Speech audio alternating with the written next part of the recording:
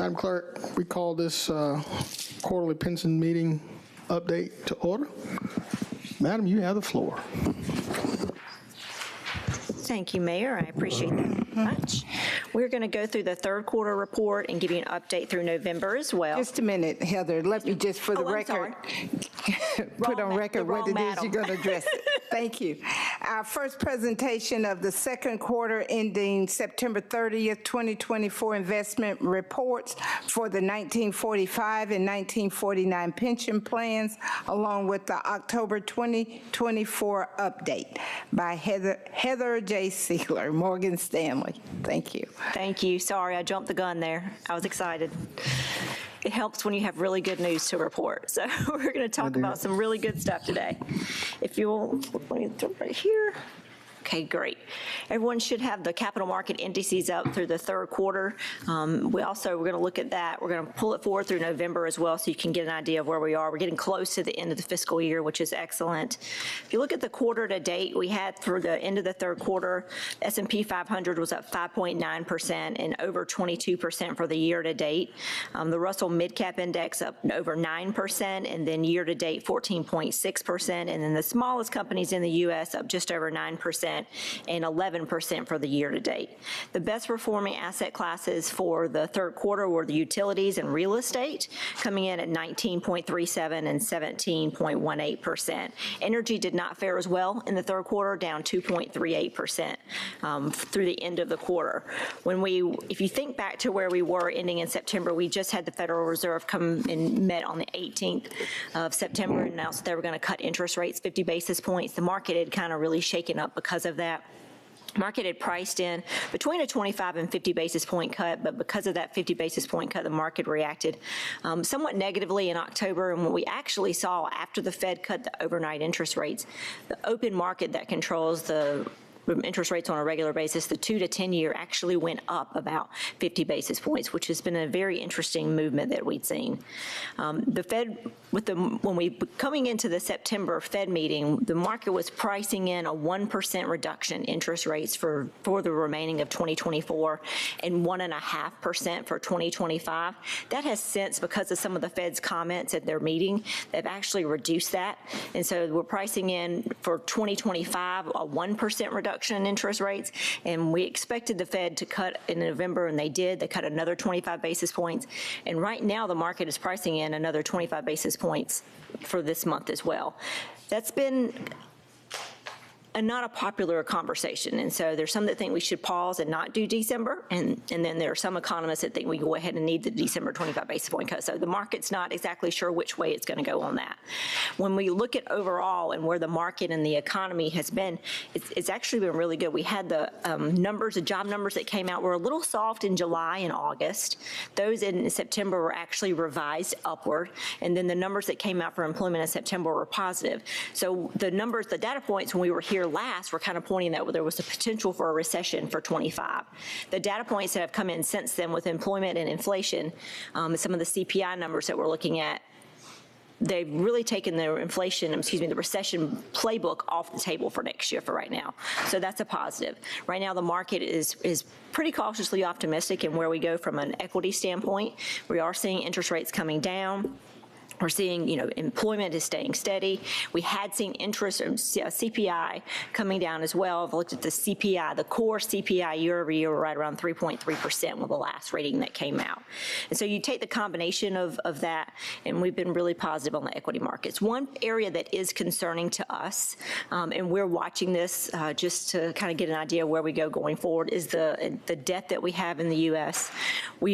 When we looked at both candidates from a political standpoint coming in, we didn't think that either of their items that they were talking about pre-election were going to be reducing the deficit, and so that concerns us a little bit. We'd like to have, the deficit coming down. In August, we met really a pivotal rate, and the fact that what we were paying out for our defense budget was right at $880 billion through that point. And to service the debt in the U.S. for the Treasury debt, it was $872 billion. And so that concerns us. Just going forward in the future, we'd like to see that deficit come down. We're not seeing the bond, watchers, waving the red flag at this point, but we are starting to see some people paying more attention to the fact that we do need to be concentrating on being more fiscally responsible in the future. We need to make sure that we're reducing that debt because we can't continue to service that burden at that amount. Even if interest rates come down, it's still a huge burden to be able to service as the number continues to increase. So that's something that we're watching going forward. In addition to, really record high stock market prices, we've seen corporate earnings that have been really good. GDP growth has been a solid 3%. And then in the home prices, you've seen home prices continue to stay elevated. And we know, we've talked about this the last couple of meetings, in the U.S., our GDP is really driven by consumer spending, and as the consumer continue to spend, then that'll continue to boost our economy. And so as that has continued, that's been optimistic for us going forward. If we look on, I'm going to flip to the next page, so you can see the international markets. They were positive as well, not as positive as the U.S. markets have been. On the international, the MSCI EFA index for the quarter up 7% and right at 13% on the year to date. Look at that at the local currency, you can see not as positive on the year to date. So slightly different just because we've had a little bit of a weakening of the dollar that does affect the international currencies a little bit more. Emerging markets up 8.88% for the quarter and 17% year to date. So they've bested the developed international. And then just looking at the bond index, you can see for the quarter, the U.S. Barclays aggregate, Bloomberg aggregate, I can't make myself realize it's Bloomberg and not Barclays anymore, up 5.2%, and then the year-to-date 4.45%. So that quarter that we actually had in September actually took us positive on the bond market. We were negative going into the third quarter. So that brings us to the 1949 pension plan. You can see on the top right-hand side, we started the beginning of the fiscal year at just over $70,231,000. We've had net distributions out of $2,282,000 to pay for pension benefits. We had an investment gain of $10,523,000, which brought us to $78,472,705. And from that gave us, we had just over 60% in equities, domestic equities, and right at 15% in international. So right in line with our investment policy based upon Georgia Code at 75% equities and 24% fixed income. I will tell you, we've been raising some cash to coming into the end of the year, and we have been reducing that equity exposure a little bit just to go ahead and make that available, take some of those gains off the table. Take a look at the manager performance. You can see your large cap value manager up right at 11% for this past quarter, which brought their fiscal year to 11% as well. At Atlanta, your large cap core manager up right at 4% on the quarter and 23% for the fiscal year. Your all cap manager, kind of that go anywhere quantitative MDT, up 6% for the quarter and 23.4 for the fiscal year. And then that brings us to your two international. You've got your Lazard, which is your more value-oriented international manager, up right at 8% on the quarter and 14% for the fiscal year. And then Thornburg is more your growth international manager, up right at 9.8% on the quarter and 21.5% for the fiscal. Bond manager up 5.5 on the quarter and right at 6 for the fiscal, takes us to the total with the cash through the end of the third quarter at 15.5% for the 49 plan. I'm going to show you the update as well, and then this was the update through November 15th, which we're at 14.6%. October was a negative. As the interest rates went up in the bonds, we saw bond prices actually came down about 3%, and so that was a negative. I will tell you, though, that I pulled it up today because this was when we were going to meet previously, which was rescheduled. Through yesterday, the 49 plan is up 17.5% year-to-date. And so we should, unless something really crazy happens between now and the end of the year, we should have a really, really good, strong end of the year for the 49 plan. So hopefully that 17.5% holds or grows. Any questions on the 49 plan before we transition to the 45? Okay. All right, we'll make this quick. The 45 plan started the year at $4,929,000. We've transferred out right at $51,000 for pay pension benefits. We've had an investment gain of $624,000, which brings us to $5,503,000. This plan is a small plan, so we do not have international exposure here. Our total equity was at 54.3%, which is in line with where we should be for small plans. A little more bond exposure here because of that, so we have 43% in fixed income and right at 2% in cash to be able to transfer for those benefits. Same manager lineup except the international. So we'll look at the quarter and the year to date. So your large cap value manager up 10.8 in the quarter and then 10.7 for the fiscal. Your large cap core manager 4% for the quarter and 23 for the fiscal. MDT, the all cap core, up 6 for the quarter and 23.5 for the fiscal. And then your bond manager up 5.5 on the quarter and 6% for the fiscal. So for the total for the 1945 plan, that brings us to 6% for the quarter and 12.8% on the fiscal year. And then this is the update through November 15th. We're at 12.3%, and then through yesterday at 14.8%. So again, another great plan year coming off of a really good 23 that we had. Expecting the actuary to have some good numbers for us when they come back next year. Any questions for me on the 45 plan? Any questions from Ms. Botting? All right, no questions. Okay, excellent. Well, that concludes my report, and I'll be seeing you in February with the year-end results. Thank you so much. Okay, thank you. All right, colleagues, do we need to need a motion to accept this as information?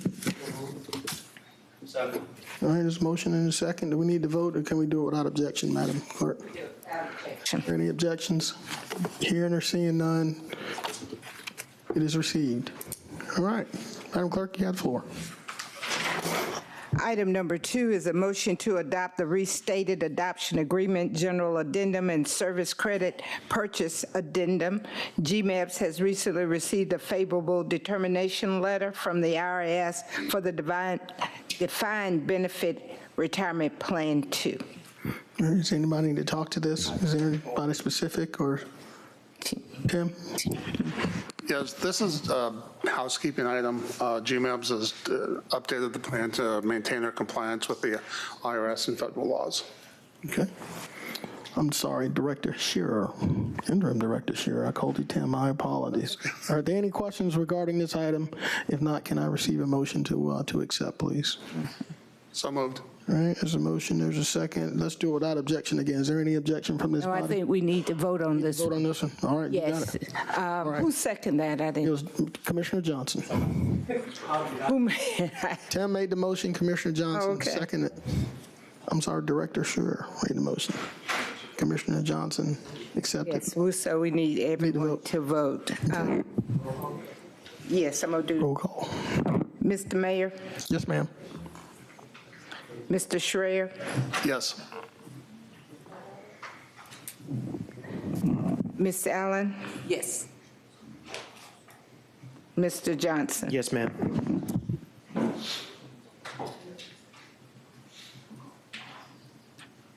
That motion carries with the Mayor Pro Tem out. Thank you, Madam Clerk. Madam Clerk, does that conclude our business? Yes, sir. If so, this meeting is hereby adjourned. Ms. Ziegler, thank you so much for being here, and thank you for the great news you delivered today, okay? Thank you so much.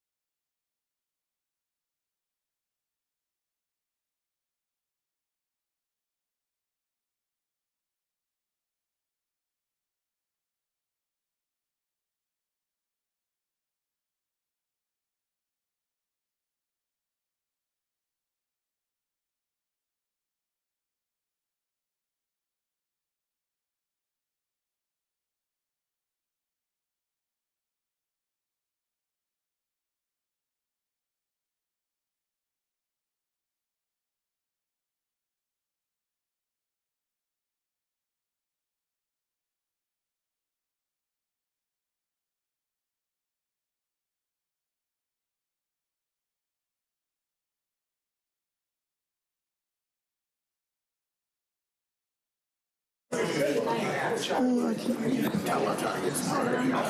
around.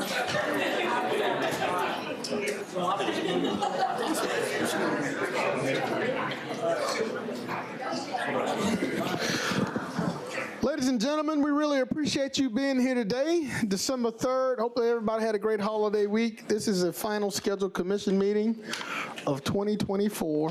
And how special is it that you guys are here with us? We're going to start. I'm going to take a point of personal privilege and recognize a couple of commissioners that are here for the last meeting. We're going to do something formal later, but Commissioner Bobby Williams, Commissioner Sean Fran, we really appreciate your leadership and you serving on this body with us. Thank you for everything that you've done for this community.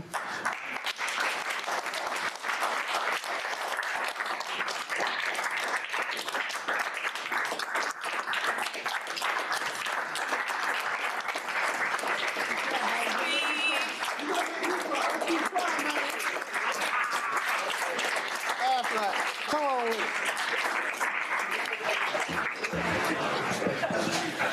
it. Ms. Bonner, you know I got a weak eye. I see people crying. I want to cry, so we're going to go ahead and call this meeting to order.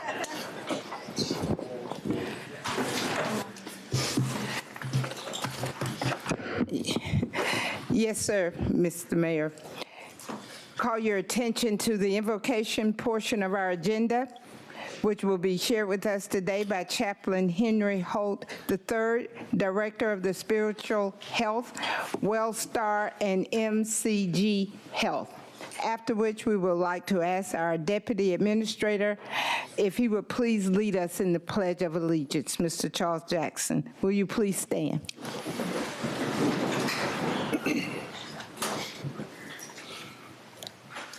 To our honorable mayor and commissioners, to the distinguished members of the Augusta Richmond County government, community leaders, and esteemed citizens, I'd ask if you would pray with me according to your faith tradition as I offer an invocation for us all.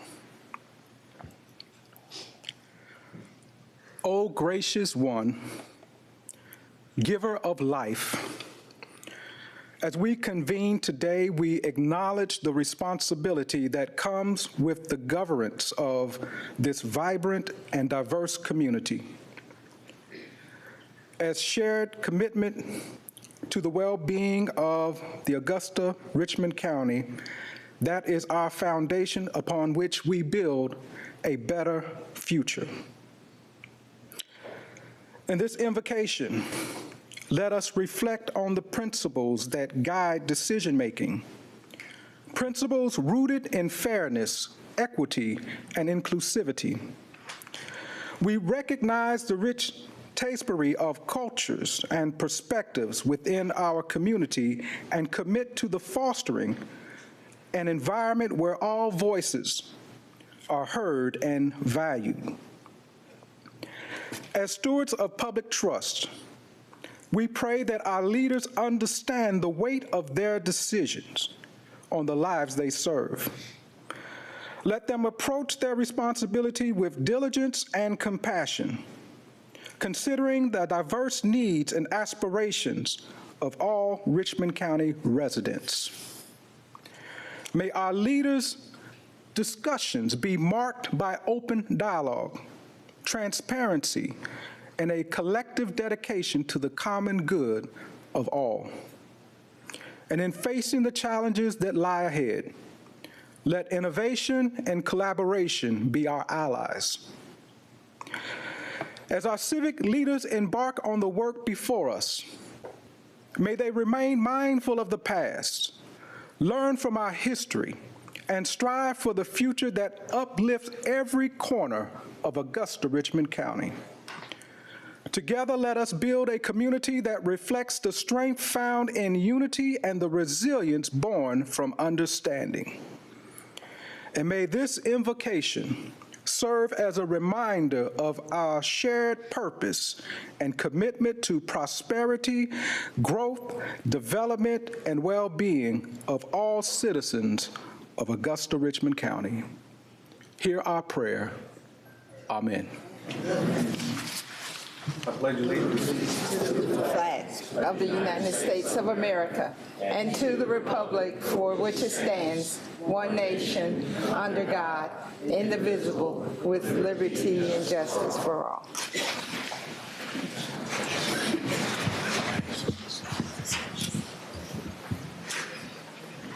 Commissioner, Reverend Holt, thank you so much for that prayer, that resolute prayer, calling us to the service of which God has allowed us to serve. Thank you. By these presents be it known that Chaplain Henry Holt III, Director of Spiritual Health, WellStar MCG Health, is our chaplain of the day. May his spiritual guidance and civic leadership serves as an example for all citizens of Augusta. Give at my hand this third day of December, 2024, Garnett L. Johnson, Mayor. Thank you, sir.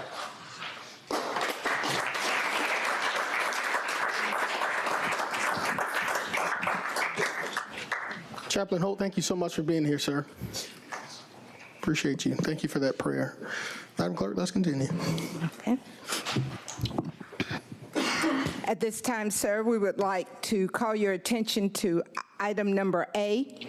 The city would like to offer its congratulations to our 2024 November Years of Service recipients, 25 to 50 years, and our 2024 November Employee of the Month, Mr. Everett Jennings of the Utilities Department.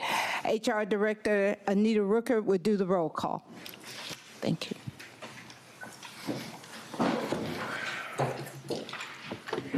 Good afternoon, Mayor, Commissioners, our distinguished guests. On behalf of our Human Resources Department, we'd like to recognize today our November 2024 Years of Service recipients. For the month of November 2024, we have 27 employees celebrating 5 to 50 years of service with Augusta. This afternoon, we'd like to recognize our 25 to 50 years of service recipients. For the month of November, the total years of service and institutional knowledge being celebrated today is 285 years. So when I call your names, please come forward. Joy Daniels, probate court, 25 years.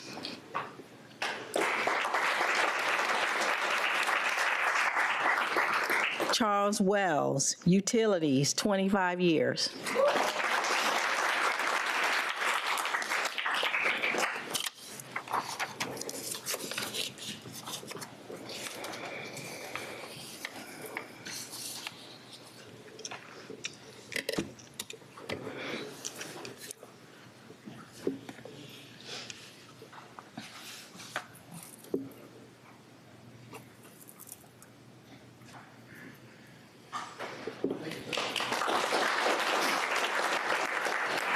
Congratulations to our November Years of Service recipients.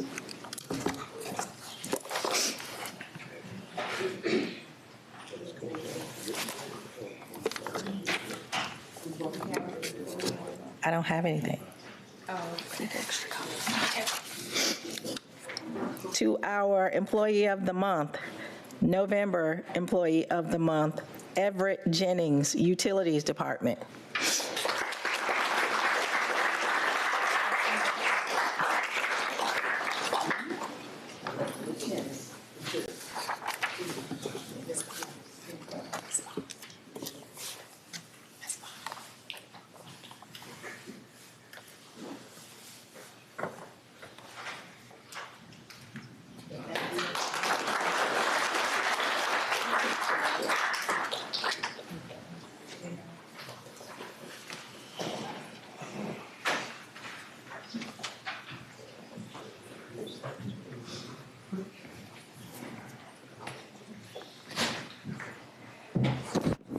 Congratulations to all the service awards. Thank you for your dedication and commitment not only to this community, but to this great city.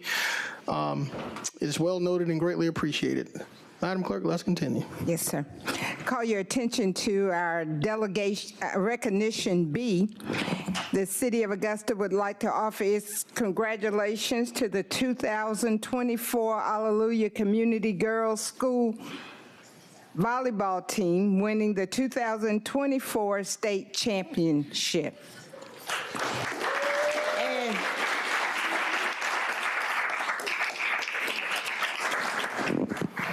And we would like these young ladies, if they would just please stand, we would like to honor you with the proclamation. Office of the Mayor, the City of Augusta, a proclamation honoring the 2024 Hallelujah Community Schools Varsity Girls Volleyball Team. Whereas for the second straight year, the Hallelujah Community School Volleyball Program is the Georgia Association of Private and Parochial Schools Class A state champions.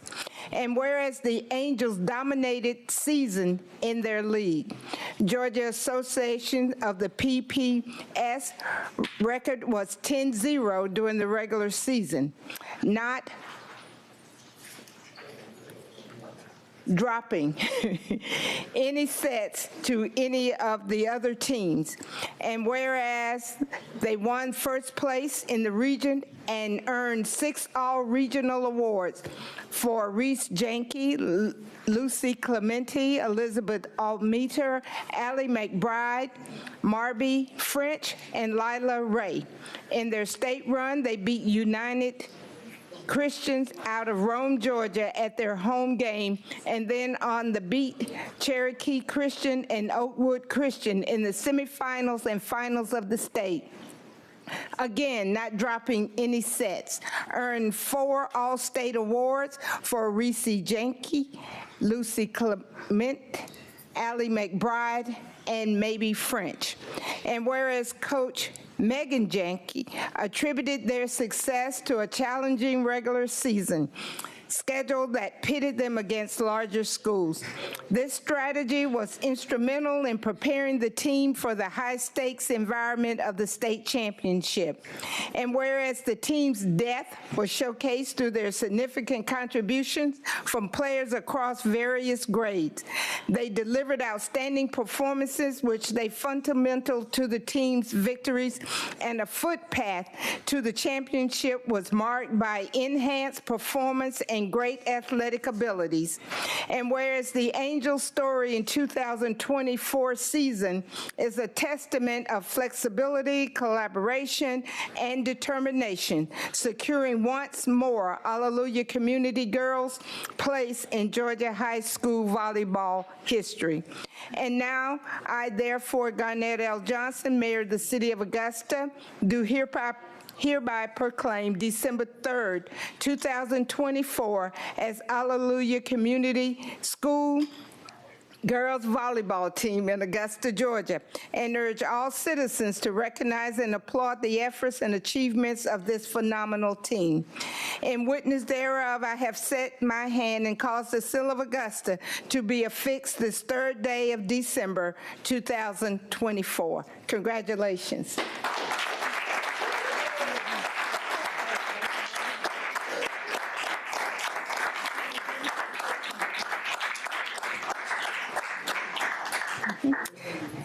At this time, we will have an official roll call of the team roster.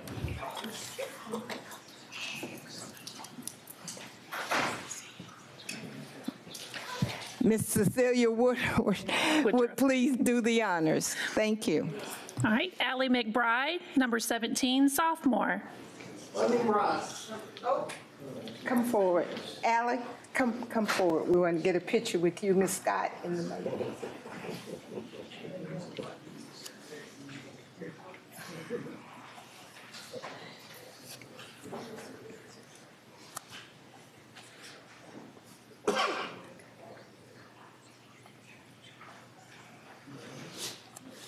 All right, the next one's Lucy Kremens, number 20, junior.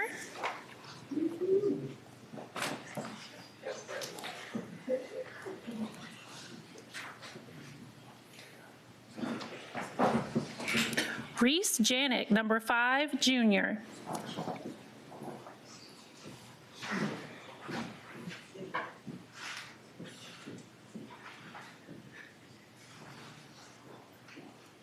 Mary Ladbush, 12, freshman.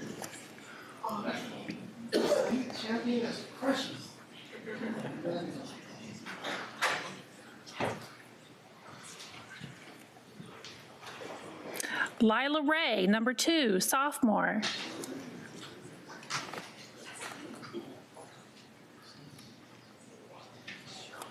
Sarah Cosper, number 9, freshman.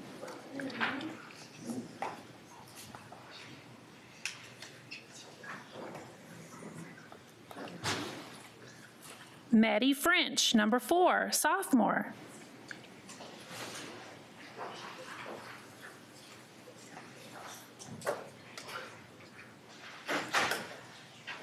Elizabeth Allmeter, number 11, junior.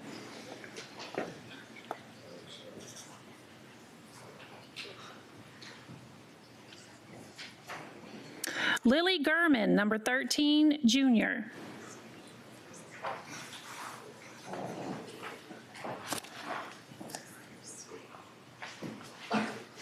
Sarah Gurman, number 14, sophomore.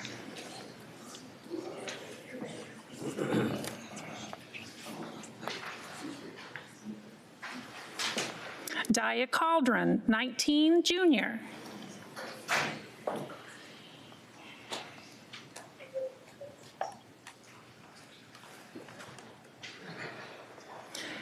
Mia Vicentainer, number 1, junior.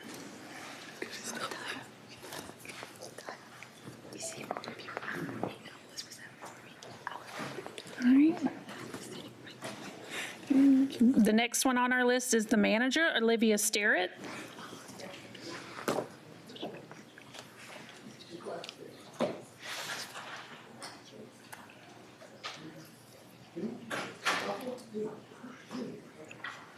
Our head coach is Megan Janik.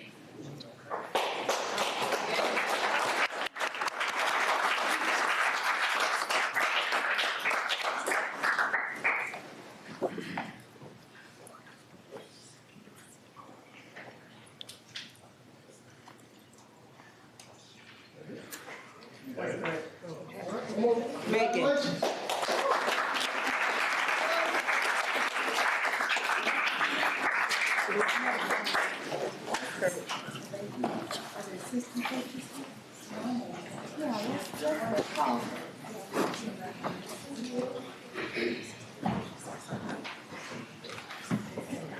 Mr. Mayor, can we get One more.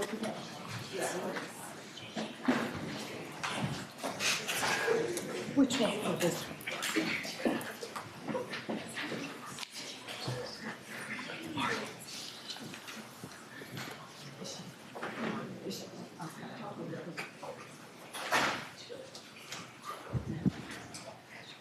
Lauren Finnegan, assistant coach.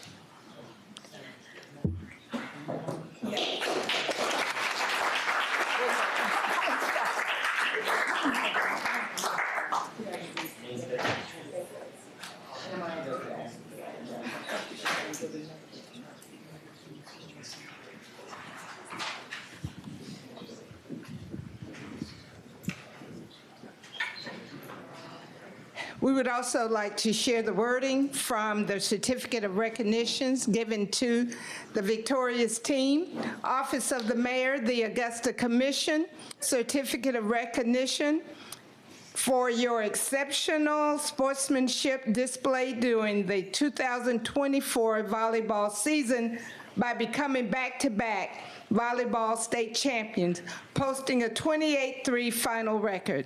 The City of Augusta recognizes your commitment to athletic excellence and congratulates you for participating and clinching your noble victory against the Georgia Association of Private and Parochial Schools Class A State Championship victory over Oakwood Christians by taking the Eagles in 3 straight sets to bring home your newest title.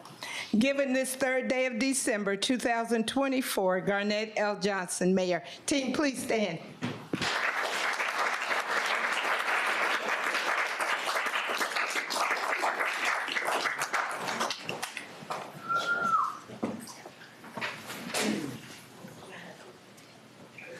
would you like to say anything before you leave? Would you like to say anything?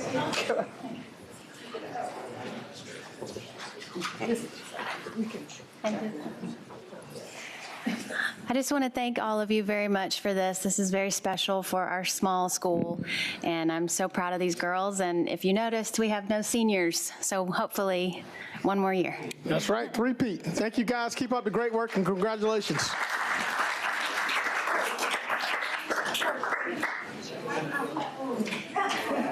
Thank you.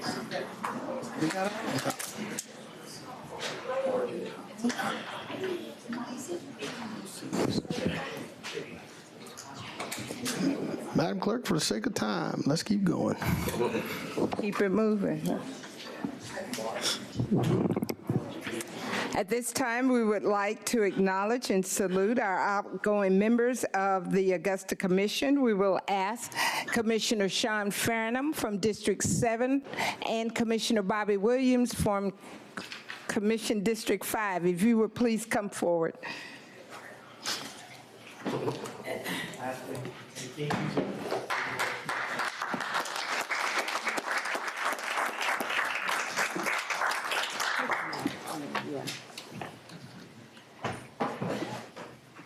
Let's see.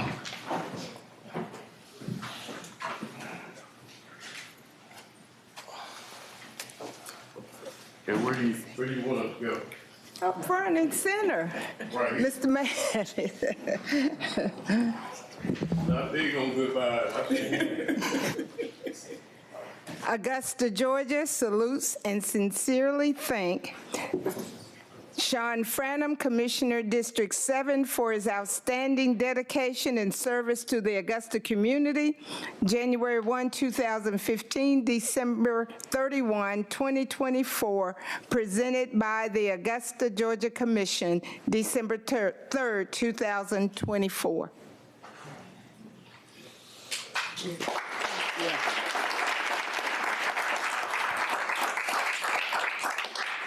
We would like to acknowledge, salute, and sincerely thank Commissioner Bobby Williams, Commissioner District 5, for his outstanding dedication and service to the Augusta community, March 2019 through December 31, 2024, presented by the Augusta Commission, December 3rd, 2024.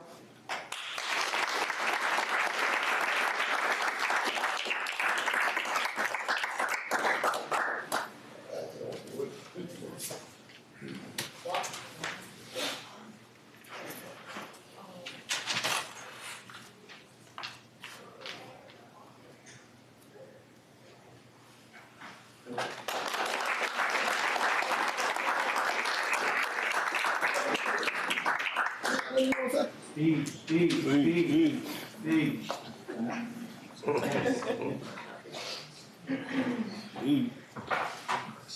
We don't have to say anything, do we? We want you to.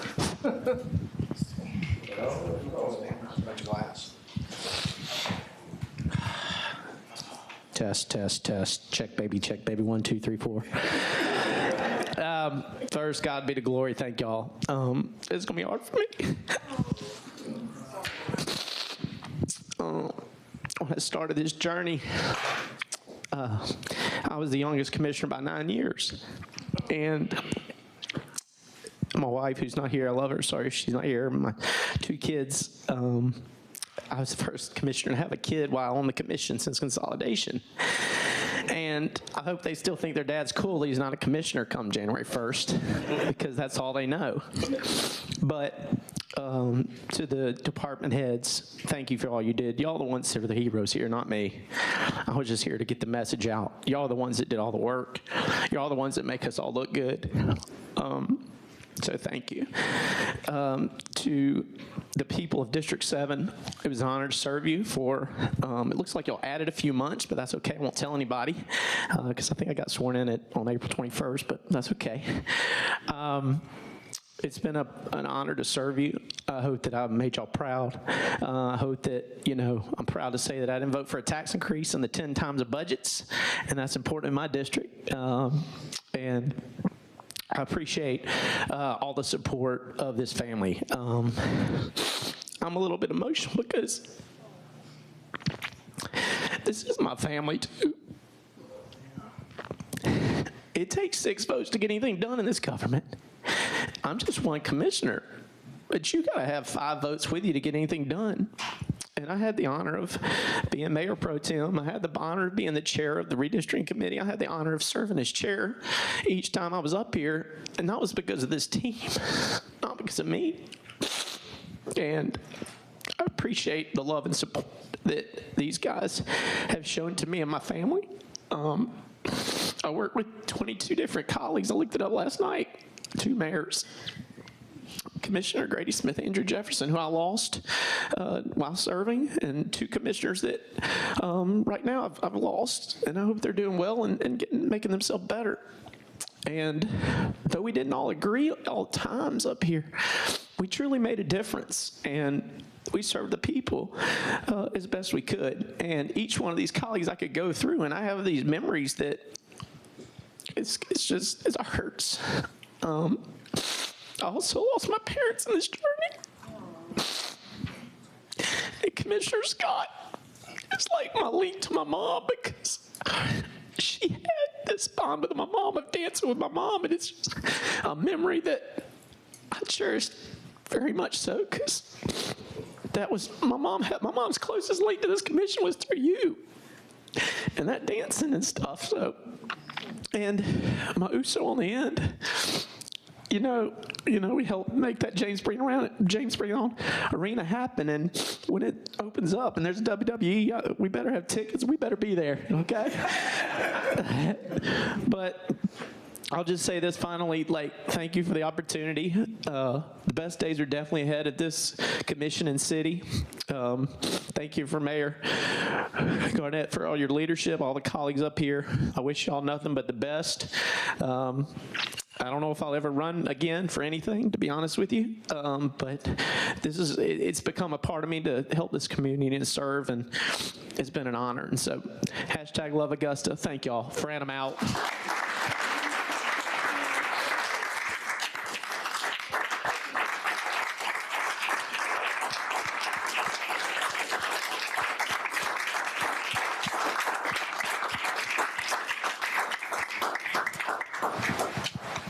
Augusta, is this thing on?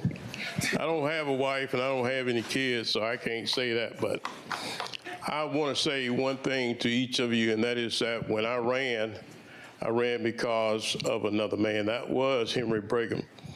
When I was a young man, my dad had just died. I moved into the house on Bellmead Drive at 21 years old. I had come home from college and my dad died. And my mother was in a nursing home, and then I had a backup. The sewage line backed up in the house, and I called Mr. Brigham. He came by the house after somebody told me to call him, and he just looked and he said, and he never told me he was going to do anything, but everything fell into place. He got city folks to come out. They did the sewer line. They had the house painted over. They helped me with the fixtures in the bathroom that had been soiled over by the backup that came from the sewer line.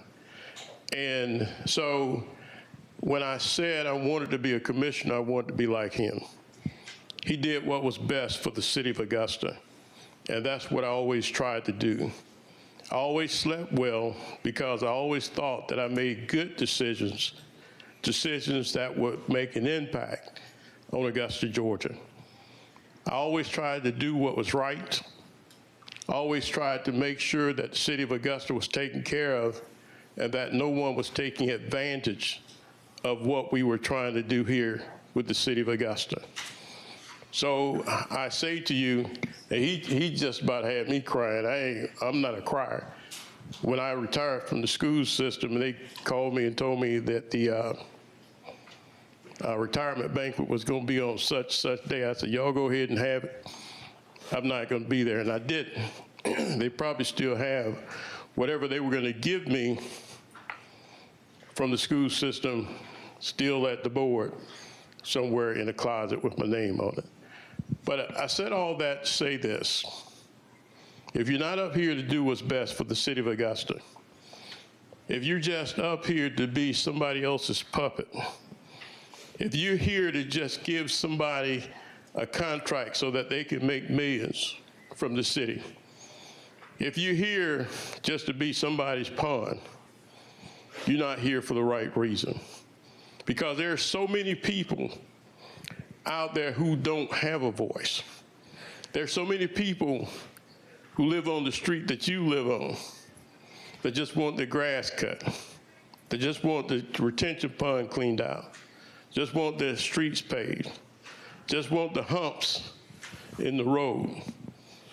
But they can't get that if we give the money to folks that we shouldn't give money to. So going forward, my challenge for the commission that will be here is that we do what's best for Augusta. Bobby Williams, and we've got Don Clark over here. Raise your hand, Don Clark. He will be your 5th District Commissioner starting January 1. And I told him I'd stay out of his way, except for one thing, got to do Brigham right. We'll see you. Be good.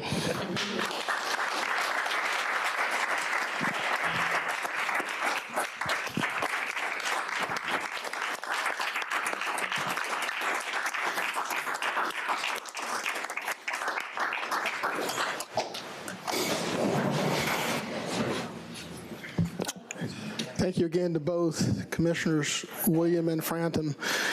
And you're right, people don't understand what's involved in this job, the long hours, the phone calls, the visits, the texts. It really requires a lot, and a special kind of person. One, to sign yourself up to be a public servant and to go through an election, but to serve this community, to serve any community, is certainly a sacrifice on your time away from your family. So we applaud you both and thank you guys. All right, Madam Clerk, we got to move on.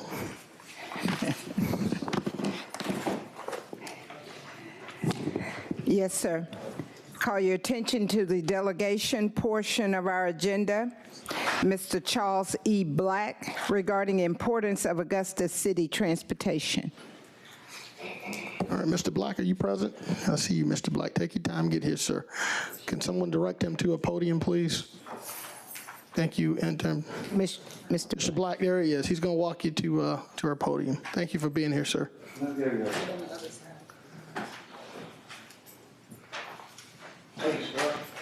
Yes, sir. Mr. Black, while you're approaching, I need your name and address for the record, sir. My name is Charles Edward Black. My address is 3322 Thames Place, Hepzibah, Georgia, 30815. Thank you, sir. You have 5 minutes. Thank you. I appreciate your time. I hope your Thanksgiving was well. Now, when I speak of the transportation system, in essence, it's doing good, but it's really failing. When I think of the transportation system, I think of a three-letter acronym, SFC. The S is for safety. The first time I got on the bus, I came to Georgia, Augusta, Georgia, in July of 2019. I got on that bus the first day, and I went to work. My wife said that she never felt so safe. I rode on the rural transit system. You know, a lot of people out here could enjoy the same safety if you were to place cameras at the particular stops and give the public the right to view them. That would allow people to watch their family members and ensure they're safe. And it wouldn't really harm nobody else because it's public property, right? Okay, second F, for freedom. The busing system gave me a freedom that no one should be without. I can't drive. At least you won't let me. But I got to work. I currently work at Fort Eisenhower. I'm a cybersecurity specialist. I appreciate that. Now, a lot of other people in Augusta would appreciate the ability to go to work. I know your crime rates, you're having issues with that. But if you get them transportation, these people might not have time to commit crimes. Maybe they'll be out there working for a living if they could only get there. Finally, C, for continuity. I hope that the transportation system here continues. It will allow me to continue my employment.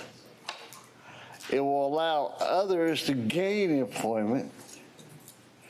It will also enhance your community, because without the bus system, your community will fall apart. Please do not discontinue supporting it, and indeed increase support for it, because it will help you in ways that you just can't see right now. I've explained one, but there are others. I truly appreciate your support in this endeavor, and I'm sure you would agree, after looking at your records, that supporting the bus system in a greater manner is in your best interest. Thank you. Mr. Black, thank you so much, sir. Thank you for being here. And we appreciate you patronizing our public transit system. You have a great rest of your day. Thanks. All right, Madam Clerk. Our next delegation, Ms. Garion Henry, regarding the lack of upkeep from private landlords, rental properties, and lack of funding for special need children. Ms. Garion Henry, are you in the chambers? Ms. Garion Henry, are you outside the chambers?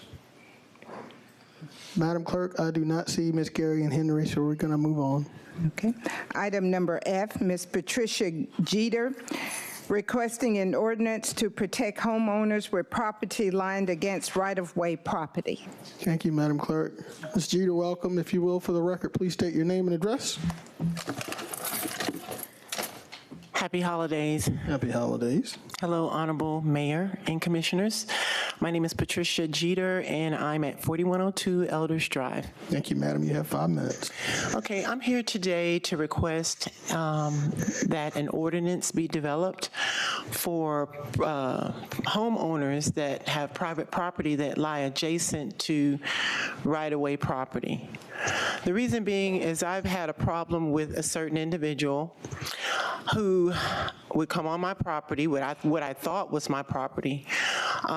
He would access my property at random, take things off my property, and even after asking or requesting him to not do that, it continued. So I had to actually go to, in the court of law, which there was a individual, I'm not sure if he was subpoenaed or he came willingly. He was an employee of the county by the name of Dr. Hamid Malik, who came to the court hearing and testified that the property that lied adjacent to my property was considered right-of-way property, even though it did not have sidewalks or anything for someone to actually be in my yard. Now, like I said, I thought it was my yard. However, I discovered that during the hearing that it was not considered my property, even though I maintain it. I've been maintaining it for 20 years. The county has done absolutely nothing concerning that property in my yard. So that being said, I questioned Dr. Malik. So what you're saying is that anyone can come on my property, or what I think is my property, because I maintain it, and do whatever. And his response was, yes, they can do whatever. So I have concerns with the safety. Strangers can actually come on my property. They can prop up shop right there because it's considered county land. They could actually set up tables and start selling stuff, selling drugs, whatever. I mean, it's considered right-of-way property. So what I'm requesting, and another thing that I would like to say is that when you park your car on the street, isn't that considered a county road? Isn't that considered right-of-way property? So if someone comes and, say, confiscates your car or actually steals out of your car, or let's say steals your car, do they go to jail if they're caught? This individual came onto my property, took my personal property off of the right-of-way property, and because Dr. Malik came and testified, which this individual actually had an attorney who found a loophole to get him out of the legal ramifications of coming onto the property, he was pretty much let go. So what I'm asking is for an ordinance to be developed to protect private property owners, because when someone's coming that close to your dwelling, you don't know what they're doing. You don't know what they're going to do. And this individual does not care for me at all. So in the interim, if someone else seems to have this problem in the county, or say I because I'm still having somewhat, this particular individual, he does everything he can, even till today. He knows how to get around the law to still get at me. So what I'm trying to do is make sure I protect myself and my property. So I'm asking for you all to consider my request in regards to developing an ordinance that would protect private property owners that have property that lie adjacent to right-of-way property, because that means anybody could just walk up on your property and do whatever. 1 minute. All right.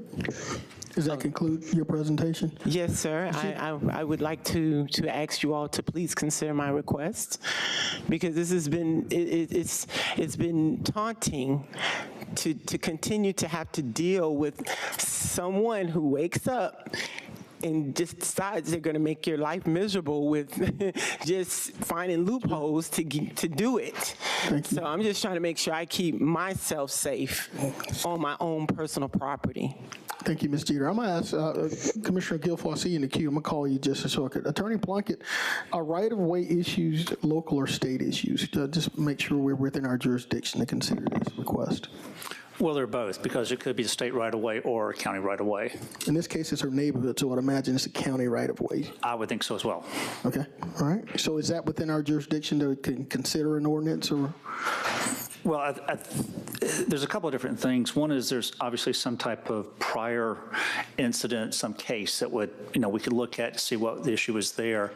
There's obviously a lot of personal private or personal property rights that we're talking about, and overlaying some type of ordinance to people who already own property is a little bit of an issue. Possibly she could reach out to Georgia Legal Services or a private attorney. There could be some type of protective order regarding the harassment and things of that nature. Right-of-ways are fairly limited in width, so we're talking probably outside of the boundaries of the paved road, probably 5 feet to 6 feet or so, like that. I'd be more than happy to speak with her at another time to get a little bit more detail about what the situation is, and we could give her a little better advice of the best way to, either whether or not it's a county issue that we could help her with, or alternatively, is there a private right that she might need to pursue? But just on the information we have, it's a little sketchy of what we could do or not do to help her. Thank you, Attorney Plunkett. Commissioner Guilfoyle, you out of the queue. Are you good, sir? Commissioner Guilfoyle, the floor is yours. Mr. Mayor, that was my question. I wanted to hear a statement from the attorney about this. So he actually fulfilled my question. Thank you. Thank you. Are there any other questions or comments from the colleagues? Hearing or seeing none. Ms. Jeter, Attorney Plunkett will get with you, and we appreciate you being here today. Have a great rest of your day. Madam Clerk, let's continue. That takes us to Delegation G, Mr. Felix Cruz, regarding theft by taking, public servants, felony misdemeanor, $500. Thank you so much. Mr. Cruz, thank you so much for being here, sir. Is that something you want to distribute to the body? Okay. And please, I need to sign the receipt of that package. No, sir, you can't do that. We cannot do that, but you. I don't know much about this stuff, never been involved in none of this stuff. Sir, everything you say or do, wait a second, everything you say or do here in these chambers is being recorded and it will be on the record. For the record, I need your name and address. Yes, sir. My name is Felix Mauricio Meadow Cruz. My address 3721 Woodley Road, Augusta, Hepzibah, Georgia. Thank you, sir. You have 5 minutes. I'm going to read this thing the way I wrote it down. I'm not a lawyer, nothing like that. I'm just a simple civilian. But there's going to be some strong words. But this is all allegation because there hasn't been, even though I started a police report, there hasn't been no up to what I know, there hasn't been no investigation. English is my second language, so if I say something makes no sense, please clarify with me. Okay, man. I feel the weight of all the people who wish I died before coming to stand here today, to expose them right now. I feel like many in this room wish me dead or silence to cover up the incident that happened November 7, 2024.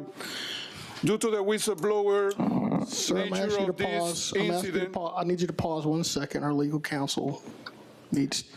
Mr. Mayor, if this is going to be a discussion of some criminal or alleged criminal activity, that would be outside the scope of a delegation presentation. He should take that up with the authorities, and if he needs to, he can consult with a private attorney, but this is not the venue or forum for that type of discussion. Thank you, sir. So for the record, is this an accusation of theft of property or services? No, this is just allegations. If there are allegations, allegations cannot be publicly shared in this forum. Can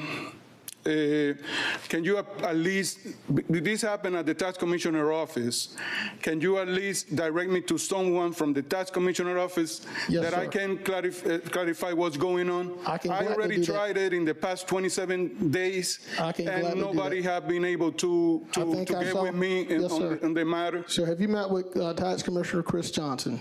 I tried. But he limited himself to admonish me because I did not let the person involved in the theft count the money again when I was paying my property taxes. Alleged theft. Commissioner Chris Johnson, are you here, sir? I am. Could you meet with this gentleman? There's accusations of alleged theft, and they are inappropriate for this forum. And they need.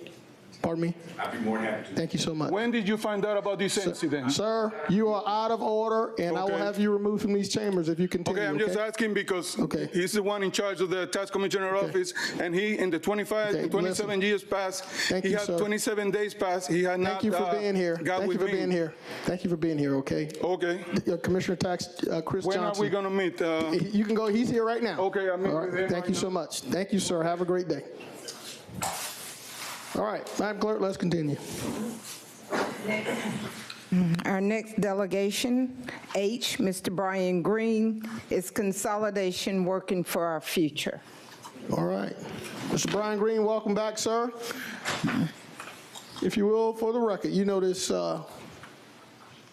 exercise. For the record, please state your name and address. Thank you, Mr. Mayor. My name is Brian Green. I hail from 2429 Mount Auburn. Just like to share some of my thoughts. City and state is Augusta, Georgia? Of course. All yes, right, sir. you got it. All right, so you have 5 minutes. You have the floor. Thank you. And before I begin, I'd like to congratulate the outgoing commissioners. You know, thank y'all for your service and all that. And I will say, I will like to send a shout out, Commissioner Williams, the times that I've been here in this chamber, and some of your folks will come before you with issues and whatever. I know I'm not in your district. You've been on top of it. You didn't leave them hanging. You indulged them. I like to commend you on that. Whether or not our politics always agree, that's irrelevant, but I will commend you. There's not one time I've been in this chamber that one of your folks has stood up here and you didn't give them some love. You're on top of it. I do send that shout out. Yes, I know it's years at the end, I like to send a shout out to District 10. Mr. Gill, for your professionalism, your businessman, and I see, when you come down here, you're about business. We had one little small agreement, but we still okay, I think, or whatever, but philosophically, but I'd just like to send that out. Mr. Mayor, I just want to talk a little bit about today's concerns with consolidation. Is consolidation working? Are we moving on with the consolidated government because of or in spite of? If you tell me it's because of consolidation, I'd like to see that hard proof and not trying to be a grim reaper here. We see over the past, it's nearly 3 decades into this now, right? One of my concerns about that, should we entertain a new structure for our government? I have bounced this off people. There's not one time I've been down here, I haven't read up on something, done some research, bounced it off several people. I don't just come down here willy-nilly. Never. And I've asked people about this. What do you think about a smaller structured government? Sometimes it's hard to get a coalition. The more people you have, as you all know, sometimes it's harder to get a consensus with more people. Maybe the community, not the commission, consider reducing this thing to 5. Put it before the voters.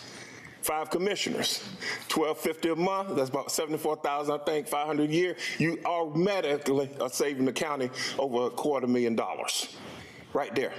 And it shows people we're serious about moving this thing forward. We make this consolidated government leaner, like it's supposed to be. So just some considerations.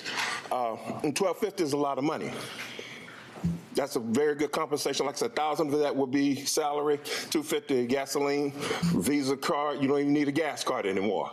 Simplified government. You can do a lot with $1,250. Buy a house, go on a cruise, just all kind of things you can do with $1,250. So my next thing is, well, there's a coach the sports people here may recognize, and that is named Coach Saban. He's considered a great coach, greatest coach. I don't consider him the great coach. I consider him a great motivator because he has high expectations. When I was in the military, I used to always wonder why my unit commanders used to be on me harder than everybody else. They had those expectations of me. Looking back on it, I had to accept that or not accept it. I have high expectations for this body right here. I have a right to. You ran for election. You said, I'm bringing this to the table. I have a right to expect that from you. Bring it to the table 24/7, especially after you raise your hand. And I'm not trying to sound confrontational here, Mr. Mayor. But I think if we raise our expectations here, continue to trim this government down. By the way, to the administrator, 1 minute, thank you. 1 minute, thank you. I commend, on that first budgetary hearing. I think that was impressive that you all came to consensus on that cut. Hopefully there'll be much more of those, and I just want to send that out to the entire body. Last thing is, I have to ask this question, Mr. Mayor. Some of you all toured the jail facility last year, you and some commissioners, correct? When you toured it, you saw what you saw. I just saw the news article last night, and they mentioned that one of the inmates came out of the door, one of the doors was unsecured. Folks, it's more than a walkthrough that's needed. I'm going to ask this body, would you consider a thorough investigation of this county jail? Because when you walk through, you're not going to see intimidation. When you walk through, you're not going to see an inmate telling you better not use that phone. Mr. Green, that's out of the context of the reason you're here. The county jail is out of that context. No problem, Mr. Mayor. Well, as far as the county jail is concerned, Mr. Mayor, As our consolidation goes, we have a right to expect this commission, to expect the sheriff to get this jail in order. There's no reason why. There's 1,000 people in that jail. Respect, Mr. Mayor. 197,000 people in Augusta, only 1,000 people in that jail. Don't tell me we can't fix that problem. We go in there and fix it, take it over, get it squared away. There's no reason we can't. I thank you for your time. Thank you for being here, sir. Are there any questions from this body? Hearing and seeing none. Mr. Green, thank you, sir. Appreciate the time. All right, Madam Clerk. Mr. Mayor, can I get the packets I turned in? Sir, you are out of order. We'll gladly give it back to you. But we're going to get, you just have a seat. We'll make sure you get all your packets back, okay? To show. Okay, you got it. We'll make sure you have them all back. Wait a minute. Just one. Oh, just one. There you go. There you go. All right, sir. Thank you. All right, Madam Clerk. Sir, we have, all right, thank you. Madam Clerk, the floor is yours. Yes, sir. Mr. Mayor, members of the commission, our delegation, Mr. Hassan, has asked that his item be deleted from today's agenda. All right, Madam Clerk, let's continue to the next item. Our last delegation, J, Mr. Moses Todd, to discuss operation and capital budget for cemeteries. All right. Good day, Mr. Todd. Good day, Mr. Mayor and Commissioners. My name is Moses Todd, 2747 Deansbridge Road, and the hat I'm wearing today is Chairman of the Citizens Cemetery Committee. You got it. 5 minutes, sir. Yes, sir. So, Mr. Mayor, I understand that with the hurricane, you know, it kind of set us back as far as the cemeteries go, and that we possibly need to relook at capita in special purpose local option sales tax 9 for some of the restoration if we don't get it done by GEMA and FEMA. And also, I would highly recommend that the monies that was in special purpose local option sales tax 8, that we look at whether we can move those funds for restoration of the graves that was breached by trees falling and other storm-related incidents.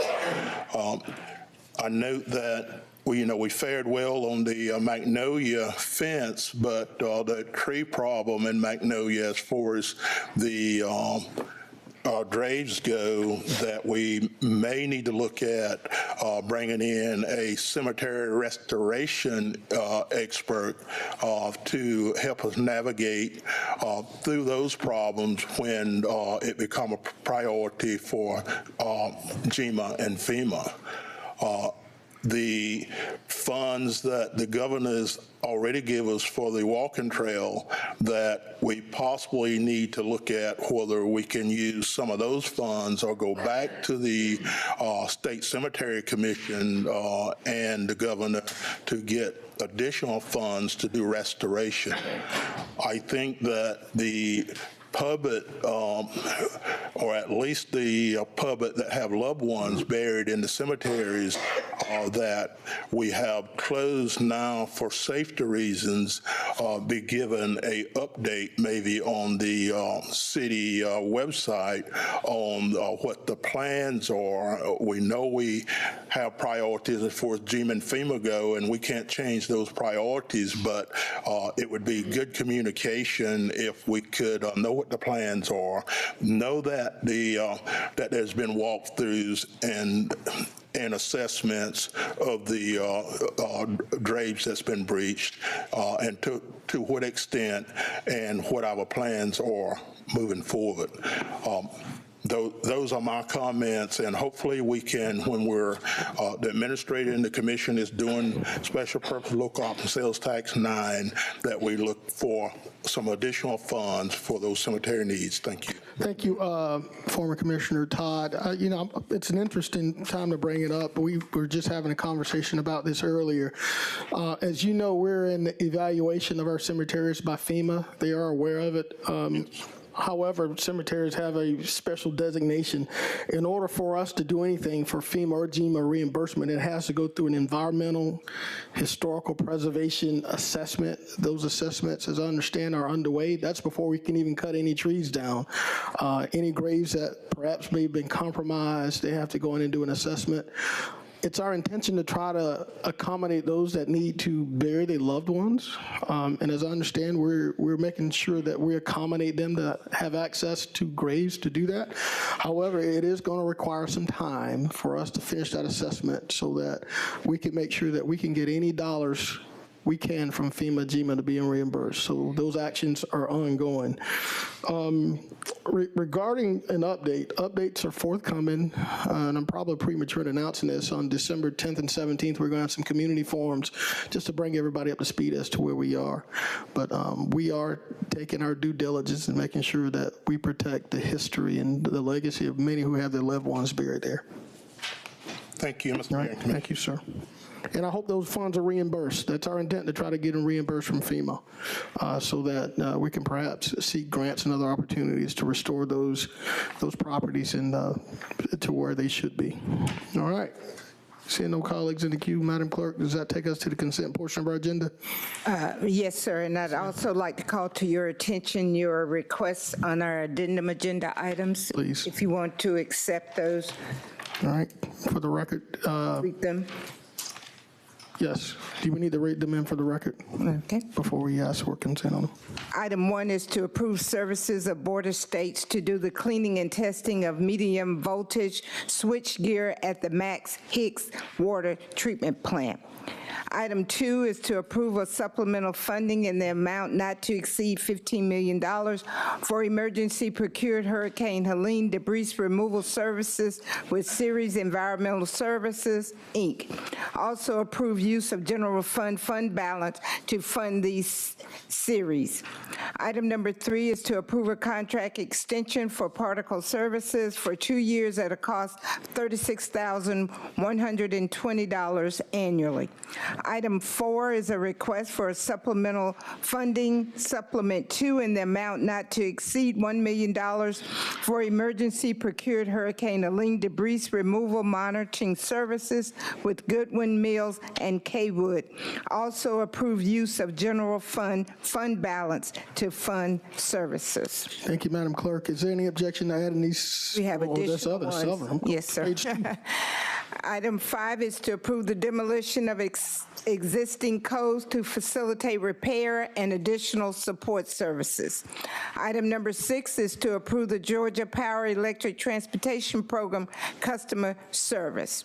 Item number 7 is an approved item from our pension committee to adopt the restated adoption agreement, general addendum, and service credit purchase addendum, GMEPS, recently received a favorable determination letter from the IRS for the defined benefit retirement plan 2.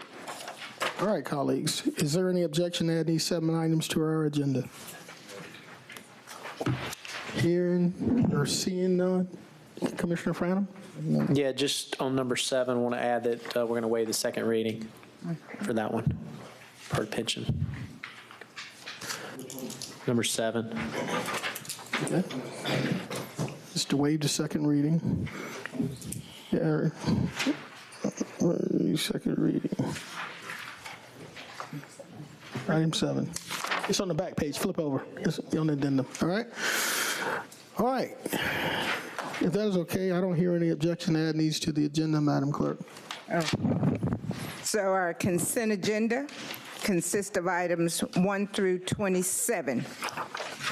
For the benefit of any objectors to our alcohol petitions, once the petitions are read, would you please signify your objection by raising your hand? Call your attention to item number 3 is a request for a retail package beer and wine license to be used in connection with the Family Dollar store located at 1713 Walton Way. Are there any objectors? Any objectors? Seeing none, let's continue. Item 4 is a request for a retail package beer and wine license to be used in connection with the Family Dollar store located at 5109 Mike Paget Highway. Any objectors? Any objectors? Let's continue. Seeing none. Item number 5 is for a retail package beer and wine license for a Family Dollar store located at 2716 Peach Orchard Road. Are there any objectors? Any objectors? Seeing none, let's continue. Item 6 is a request for a retail package beer and wine license to be used in connection with the Family Dollar store located at 1801 Central Avenue. Are there any objectors? Any objectors? Seeing none, let's continue. Item number 7 is for a retail package beer and wine license to be used in connection with Family Dollar store located at 1991 Broad Street. Are there any objectors? Seeing no objectors, let's continue.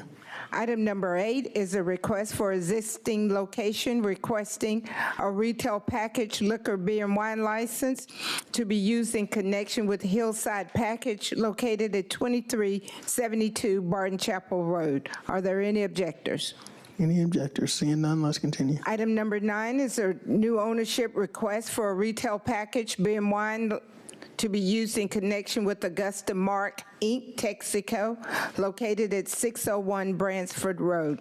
Are there any objectors? Any objectors? Seeing none, let's continue. Item number 10 is new ownership retail package, beer and wine, to be used in connection with the location at 3232 Deansbridge Road. Are there any objectors? Any objectors? Seeing none, let's continue.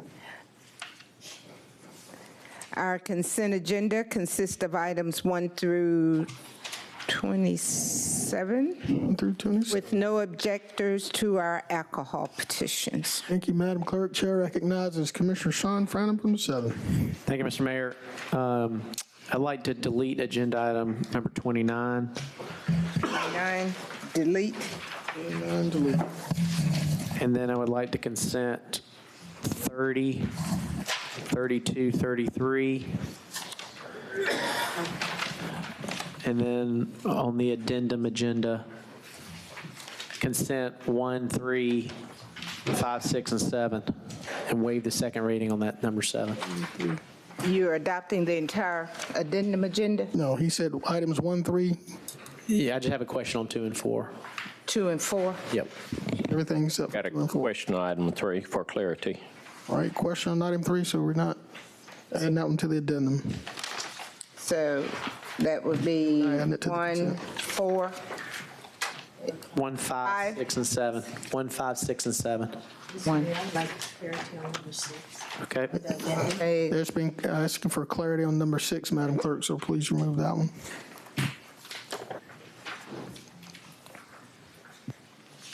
So just for Let me make the, sure here, we have item number 1 for consent on the addendum agenda. Item number 4. Item number 5. Item number 6. No. And no, item 6 is removed. Commissioner Scott wants to discuss that. discuss that one. So it could be number 7. And number 7, waiving the second reading. 1, 4, 5, and 7.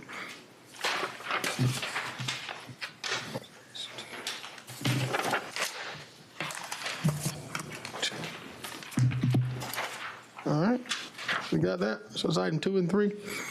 Okay, Mr. Franham asked at 30, 32, 33. Are there any additional?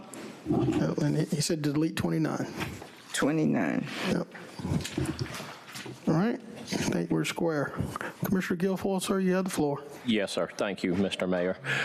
Just for clarity, under the addendum agenda, item number 3, approved a contract extension for particle service for 2 years at a cost of $36,120. Under our agenda, under engineering service, is this a duplicate? Okay, because it's the same thing. I was just making sure. Okay. Madam Administrator. Yes, sir. Commissioner Guilfoyle, that is the same as number 50. And if I can also bring to your attention, number 5 is the same as number 49 on our regular agenda. We apologize for the duplication. Nope, no problem. I just wanted to make sure for clarity. So can I add to the consent agenda, Mr. Mayor, under the Engineering Service Committee? Yes, sir. Consent agenda items. You ready, Ms. Bonner? Yes, sir. 37 through 50. 37 through 50? Yes, ma'am. All right, y'all look at those right quick before we move on. 37 through 50. 37, 38. I have a question on 37. All right, Madam Clerk remove number 37. So it'll be 38 through 50, unless anybody else have any questions. We all clear? That's 38 through 50. I'll give you a couple more minutes to look through it. 38 through 50. All right, I think we're good. Madam Clerk, Chair recognizes Commissioner Jordan Johnson from the first. Thank you, Mr. Mayor. I would like to consent number 52. And I'm not sure if Ms. Ingram is here. Is Ms. Ingram here? If not, let's delete 53. Delete 53? Yes, ma'am. You're adding it to the consent for that, right? Yes, ma'am. Okay. And then I also want to make known for the record, I know that some of these have been consented, but I'm going to be voting no on items 3, 4, 5, and 7. 5 and 7. Those are your new location requests, 3, 4, 5, and 7. Those are alcohol petitions. All right. Thank you, Mr. Mayor. Thank you, Commissioner Johnson. Chair recognizes Commissioner Bobby Williams. You have the floor, sir. Yes, sir. I want to consent number 36. Number 36. Why? All right. All right, Madam Clerk, there's been a call to consent 36, but it has been. Mr. Mayor. Yes, sir, you have the floor. I do want to say, is Dr. Malik back there? Yes. So we're going to call Dr. Malik up, and we're going to go through the same crap we've been going through for the last couple of weeks or so on this particular thing. It's been on the agenda 4 or 5 times, unless we just going to vote it down. So be it. We'll figure it out. Yeah. I'm good with it. I'm just saying, it's the same thing. I mean, we put it back 2 weeks for them to bring it back, and he's got the same thing. Now, if you want to change it and that changes recommendation, he's probably got some different stuff out there that he's going to bring forward. It can't change too much. So be it. Thank you, Madam Clerk. There's been a call for adding 36 to the consent agenda, which has been objected by a commissioner from the 10th, so it will not be consented. Thank you, Commissioner Bobby Williams. Chair recognizes Commissioner Catherine Smith McKnight from the 3rd. Thank you, Mr. Mayor. I'd like to consent items 54, 55, and 56, please. 56, 54, 55, 56. A lot of items. 54, 55, 56. Down in. All right, I don't hear any objection to those, Madam Clerk. 54, 55, 56.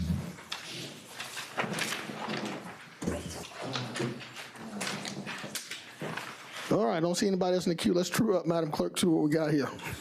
They're on the screen for you. All right. Motion to approve as stated on the screen. Second. There's a motion to approve as stated on the screen with a proper second by Commissioner Catherine Smith McKnight. Colleagues, we're voting.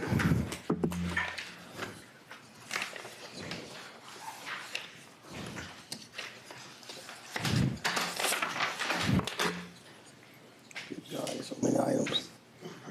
Hard to find at least.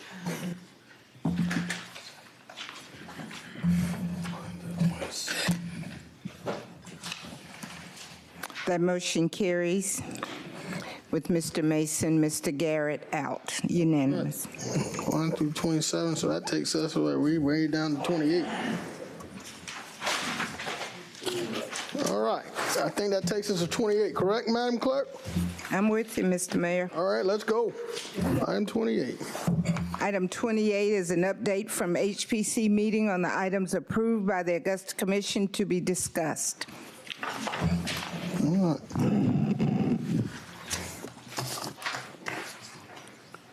Mr. Franum. Okay, Commissioner Franum, the floor is yours, sir. Thank you, Mr. Mayor. If I can just ask Director Delaney to come forward, please, sir.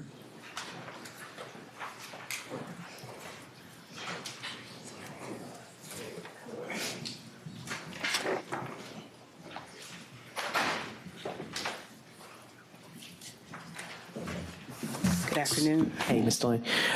So the commission previously asked the HPC to discuss what happens in other municipalities and kind of bring back things within 30 days. Can you explain what happened at the meeting? Yes, sir. We were item number 6, I believe, on the agenda, and we were going to present several municipalities that have an HPC.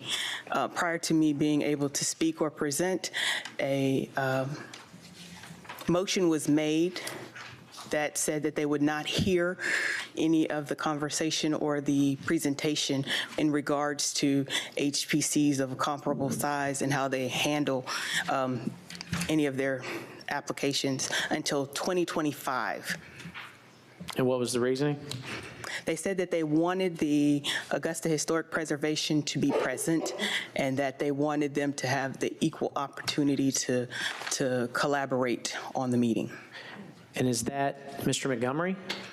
Mr. Montgomery was in attendance at the meeting. And that's who they just were speaking of, is that correct? Yeah. Okay. I can interpret. And so they didn't set a date either, is that correct? That is correct. Yeah.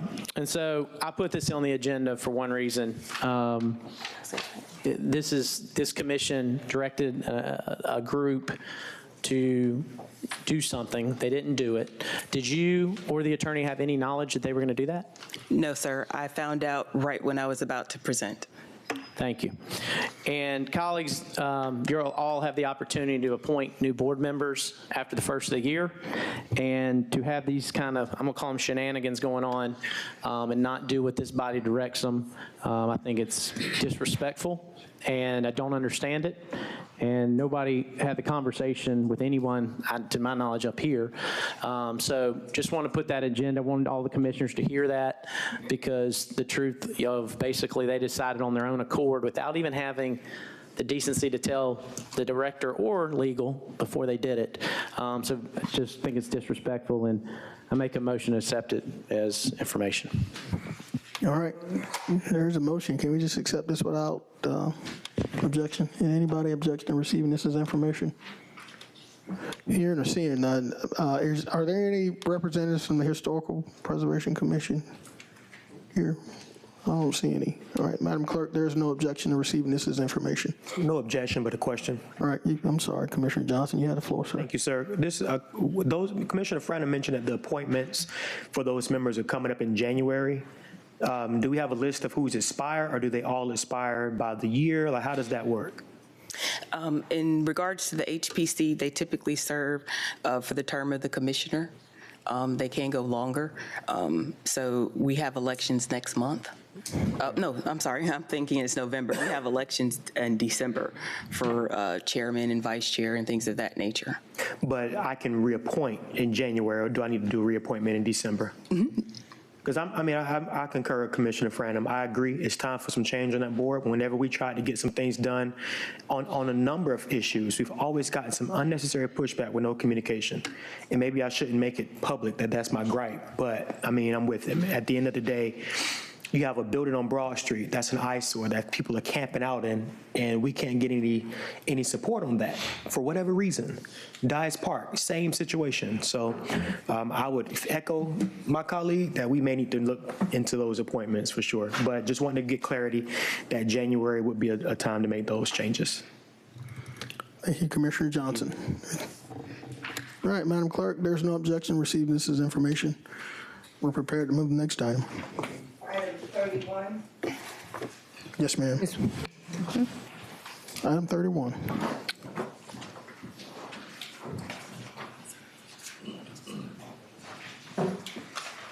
Good afternoon. Today I bring you an alcohol application, 24-68. It's a new location requesting retail packaged beer and wine. Guprit Walia, applicant, is for the on-track fuel located at 4505 Windsor Spring Road. Planning and Development and the Sheriff's Office recommends approval. Are there any objectors? Is the applicant present? Yes, the applicant is actually not here, but the manager that is, the location manager is Mr. Iqbal Muhammad.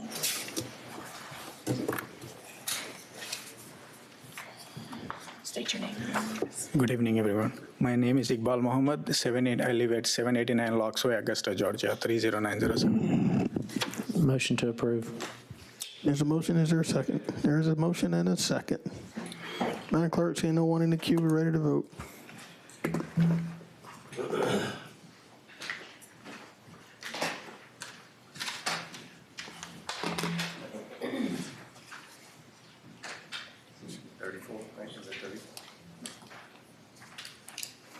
Ms. McKnight, oh, she's out. Okay. That motion carries with Ms. McKnight out.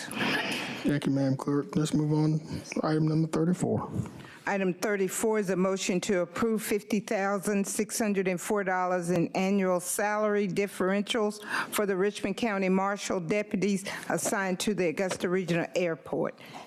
Thank you, Madam Clerk. Mr. John, Director Jadon, is this your item? Yes, sir. Yes, sir. I think Chief Probus with the marshals may join me shortly as well. All right, you have the floor, sir. Yes, sir. Just a quick background on this. I was approached by the marshals leadership back in the early part of the summer to discuss some strategies as it pertains to retention and recruitment of the officers at the airport.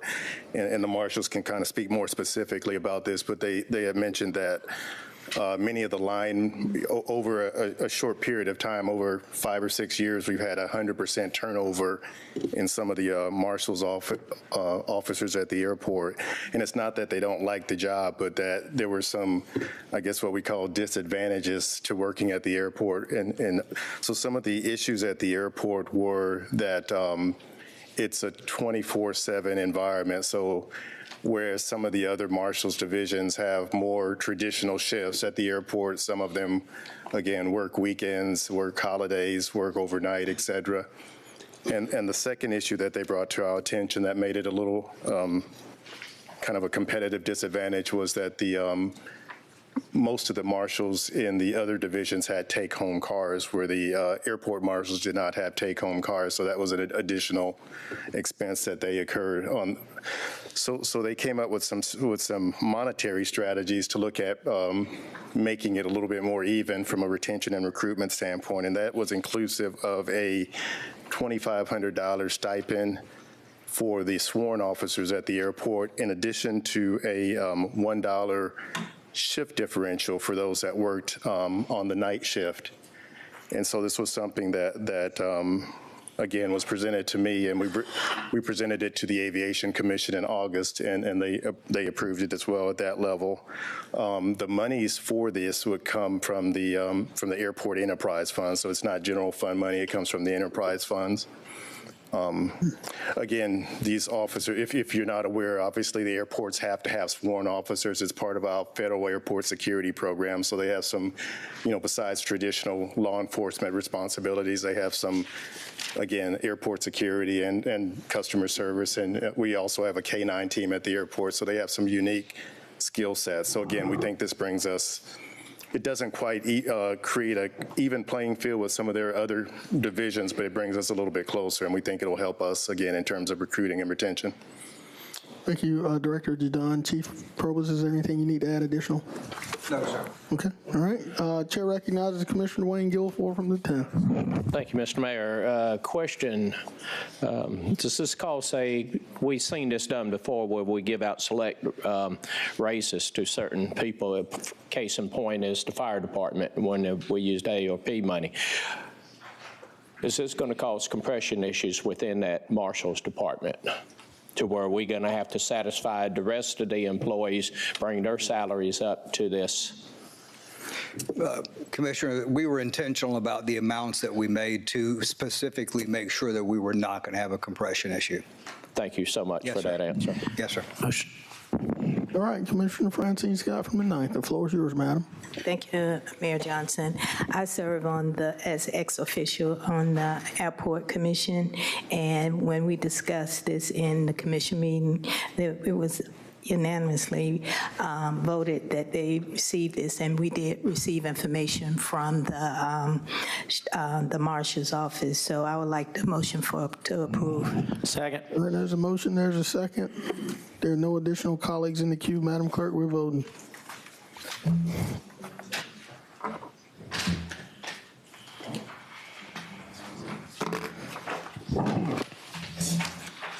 It's unanimous. Thank you, Madam Clerk. Takes us to the next item, 35.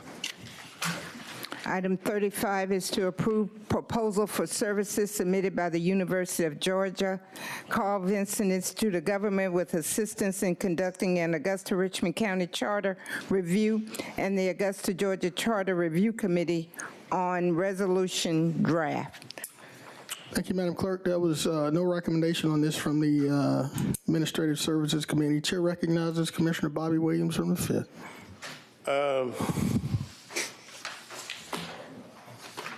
How much is this going to cost us? Is anything or what? Yes, sir. It's going to cost in excess of $330,000. There's an exact number. That's in order to get it done, though, huh? Pardon me? That's in order to get it done. I'm not understanding your comment. I'm saying, you said $330,000, and if we're going to do this, we're going to have to pay them $330,000, correct? Yes, sir, because we're engaging the Carl Vinson Institute of Government, which will have to travel to this community numerous times, and a lot of work that goes into taking a look at our charter. Yeah. Yes, sir. I make a motion to to approve. All right, there's a motion, and there's a second. Mayor, you had several. Can you give me your second on that? My second was Catherine Smith McKnight. I heard her chime in first.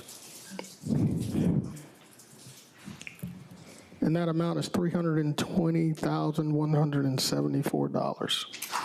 Let's vote on it. All right, Commissioner Sean Franum, you have the floor. Does the motion include excluding all former elected officials from serving on appointed positions? It should not. The original resolution does. So what he's voting on is that they would be excluded. Is that correct? What his motion is? That's what the motion is. Thank you. All right. Commissioner Jordan Johnson, the floor is yours. Thank you, Mr. Mayor. I want to chime in here a little bit on 3 different items. Number 1 being that I know Carl Vinson asked us to give them at least 18 months to do this. I believe the resolution only provides for 12 months. I think if we're going to be asking them for help, we need to allow them to take their time and do it the right way. So I'm willing to support it, but I think that we should amend the resolution to allow for 18 months. And then I know we spoke a little bit about having the final recommendations go to a referendum for the community to vote on, as we did with the mayor's vote and a few other things. But I know that there was some conversation about having this go to a vote and there wasn't any objection. So I wanted to see if I can get my colleagues to support allowing the Carl Vinson Institute to take the 18 months that they requested of us and to allow the final, recommendations from the legislature to go to a referendum. I do have concerns about, again, this whole notion of who we can and cannot appoint. I understand what the premise of that is. Yes, no city employee should be on the charter review committee. If they have an opinion or whatever, they'll be able to vote on it if, in fact, we take a resolution. I mean, we have a referendum. But as far as limiting other people, as far as folks who are already on boards and elected officials, I don't foresee myself appointing any elected official. But again, I think that it is important that the commission doesn't start limiting who we can and can't appoint to boards. We just had a conversation a few weeks ago about an individual being appointed to a county board, and there was some issue about that. Well, that's the same thing here. And I also want to just state that I understand the concern, and I understand I understand why, right? But if we start talking about who we want or who we don't want, I'm sure there's someone who I wouldn't want. And I wouldn't want to add that into this resolution as well, because that is your right to put whoever you want on that board. An entity came before us and said they hired an attorney, and the attorney told them what we need to do with our charter, and they held us to that. I wouldn't want them leading the charge on this thing because they already have an opinion of how things should go. That's not impartial. So what am I saying? Let's Let's move forward with giving the Carl Vinson Institute 18 months. Let's make this a referendum on the ballot, and then let's eliminate this whole idea of limiting who we can and cannot appoint to boards. I just think that is irresponsible of us to start limiting ourselves as local legislators as to how we think we should form this government. Thank you. And I understand where it's coming from, but let's not start creating precedents about commissioners' appointments. Thank you, Commissioner Johnson. Commissioner Bobby Williams, you have the floor again. Sir. Yes, sir. I do not agree with not being able to. I don't know who anyone would select, but I do not agree with not being able to select a former elected official. You know, there's some great folks out there who know government, know what is happening and what needs to happen. So I'm going to withdraw my motion. All right, motion has been withdrawn. Madam Clerk. I'll make a motion to approve this as stated. Second. There's a motion and a second. All right, Commissioner Johnson, you have the floor. Yes, sir. It's just a substitute motion to include the 18 months referendum and eliminate the appointment restriction from the presented resolution. Second. All right, and there's a motion by Commissioner Johnson to eliminate the include 18 months for Carl Vinson and remove the ability for us to restrict former elected officials, seconded by Commissioner Francine Scott. All right, I'm just going to chime in. So Carl Vinson said it may take up to 18 months. They didn't say necessarily it needed 18 months. They just referenced DeKalb County as their example where they went into their charter and it took 18 months. There were some instances where it was communicated to us it would take as less as 6 months. So I don't have any objection to saying up to 18 months. And I think this is so important for our community to get this done in that for almost 30 years we've never done it. And I think we're way beyond time to get it done.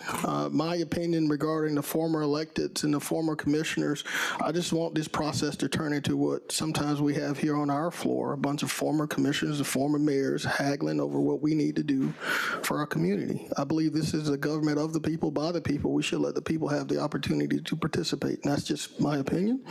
But Madam Clerk, we have a substitute motion, and I'm gonna go back to Commissioner Jordan Johnson. You have the floor. Thank you, sir. Would there be any appetite for the commission to, instead of voting fully for the former commissioners or former elected officials, that we have an opportunity to appoint a legislative member, a member of a legislative delegation? There's an appetite for that, and we've actually discussed that with our legislative delegation, and the consensus is if there is one appointment, it needs to be made by both parties. So one made by the Democratic Party and another made by the Republican Party. And would those come from this body that we would? No, that would be, that the parties would do it. And I mean, there is an appetite, and I think that's a great opportunity in that. I know our legislative members serve in Atlanta during January, but if they can make an appointment, I think that's a fair ask. Well, I would amend my motion to allow for the appointment of a legislative member. And again, that is up to this body, of course, but I think that just eliminating that elected experience would be irresponsible on our behalf. But again, I'm just one commissioner. Sure. Would that represent both parties? Sure. All right, so colleagues, he's amending his motion. Instead of former elected mayors and commissioners, that the legislative delegation serve by both the Republican and Democratic parties with up to 18 months, not necessarily saying it needs 18 months, but are you okay with that, up to 18 months? And that there's other colleagues in the queue. Right. I'm coming out. You're coming out? All right. Well, do me a favor and restate your motion so I'll make sure we're clear. All right, so your substitute motion. Yes, sir. So what I'm asking is that we add into the resolution that is presented, that we allow the Carl Vinson Institute to take the 18 months that they requested last week to complete the review, that we make this a referendum on the ballot for voters to vote on after the review has been done, and then that we allow for an appointee. And I know that the whole referendum item was discussed at a public meeting, and when it's agreed to at a public setting, that we would put this to the voters. So I mean, we said that we want the voters to have input. Let the voters have input. Let them vote on it. Thank you, Commissioner Johnson. Thank you, sir. Commissioner Guilfoyle? Yeah, for clarity, as far as the public setting that it was talked about being put on a referendum, was actually a former commissioner at the church when we actually had the open meeting about this charter review. And this commissioner was actually stating that, this is what we did 30 years ago. No, we voted for consolidation 30 years ago, not just that charter. So it wasn't in agreement with anybody. It was somebody that expressed their opinion, and I don't agree with it. Thank you, Commissioner Guilfoyle. Chair recognizes Commissioner Francine Scott. Thank you, Mayor Johnson. I'm looking at the resolution draft, and it says, number 6, a quorum of the committee shall consist of 7 members. So that's including 1 elected official or 2 from each Democrat and Republican. That's 2, so we will have 5. This resolution is based on each commissioner appointing 1 and the mayor appointing 1, so that's 11. So that resolution is based on that. It does not address any appointees from the legislative delegation. Okay, so how many on the committee, on the Charter Review Committee, including the elected official, state, I guess, delegation? So there's 11 now. That's the mayor making 1 appointee and the commission appointing 1. If we allow the legislative delegation, that will be 13. The committee would move from 11 to 13. All right. Commissioner Tony Lewis, you have the floor, sir. Thank you, Mayor Johnson. My colleague from the first, in your substitute motion, you made reference to the 18 months. You made reference to a local legislative delegation, 1 from each party, but you didn't include, or did you take out the elected officials, the past elected officials, and did you take that out, or was that inclusive in your substitute motion? Because I didn't hear it. I amended it because, there's just this unfortunate fear that somebody's going to appoint Ben Hassan to the committee. So I took it out, but I'm willing to do whatever y'all want to do. But you made the statement that, let's just call it what it is. We'll let the citizens decide, so even if that's the case with said individual that you just mentioned, isn't he a citizen? Would he not be a citizen? Hey, whatever the pleasure of the commission is. If I could, Mr. Mayor, chime back in? Yes, sir. You have the floor. Again, my whole thing here is that we've been talking a lot about making it impartial, but we will never make this committee impartial as long as they're commission appointments. Absolutely. And so having this idea that elected officials or former elected officials can't serve because they won't be impartial, the impartial aspect is out of the window. So I think just this idea that somebody's going to appoint an elected official that's against this or that's going to challenge this is what's holding it up. So what my thing is, okay, if we want to go ahead and get this done and we want to pass it, let's see where the commission can make some type of consensus. If it's to keep electeds and former electeds off, okay. If we think it's a good idea to keep them on, let's do it. But I just don't want to, I don't want to present something that the commission won't agree to. Yeah, but Commissioner, I still think that either way the water could be muddied. Yeah. It doesn't matter. Either way the water can be muddied. But I don't think we should be excluding anyone from being selected as a member of this committee, be it former commissioner, former state rep, former employee. It should not matter. Thank you, Commissioner Johnson. All right. Roll call vote. I can come back. All right. Yes, sir. All right. Commissioner Johnson, you have the floor. Yes, sir. So I want to just make clear this motion, the substitute motion. I will amend it again to give the Carl Vinson Institute 18 months make it a referendum on the ballot, and then open the appointments to any citizen of Augusta, Richmond County. And that's my final amendment. All right. Okay, so you're going to take the delegation off? We'll add the delegation. Or add the delegation? The delegation in. The delegation. But open the appointment to any member of the Augusta, Richmond County. All right. That's a substitute motion. All right, he has a second. All right, there's a second by Commissioner Tony Lewis. All right, Madam Clerk, we're going to vote on the substitute motion first, based on George Johnson's changes, all right?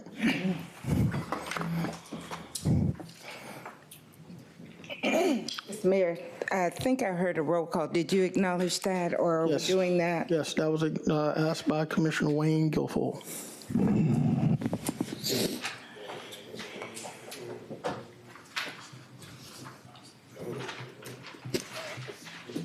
Substitute motion, Mr. Johnson and Mr. Lewis.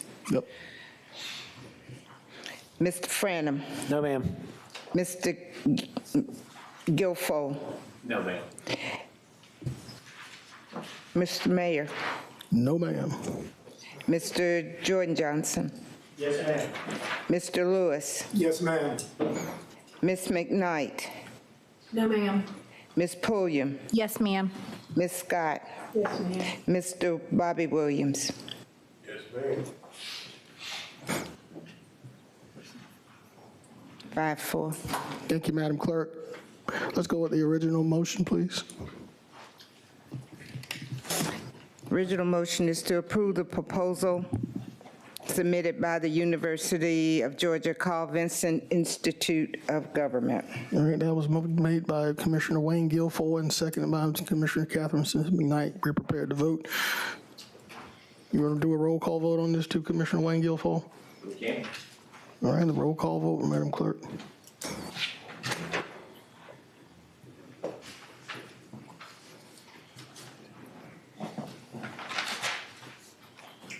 Mr. Franham. Yes, ma'am. Mr. Guilfoyle. Yes, ma'am. Mr. Mayor. Yes, ma'am. Mr. Jordan Johnson. No, ma'am. Mr. Lewis. No, ma'am. Ms. McKnight. Yes, ma'am. Ms. Pulliam. No, ma'am. Ms. Scott. No, ma'am. Mr. Bobby Williams. No, ma'am. Motion fails. Thank you, Madam Clerk. Let's move on to the next item. Item 36 is to approve the Board of Residential Waste and Recycling Collection Service Contract to 2-year waste hauling firms, Georgia Waste Systems and Coastal Waste Recycling, Inc., as listed on the agenda item. Thank you, Madam Clerk. All right, who's, Dr. Malik, you up?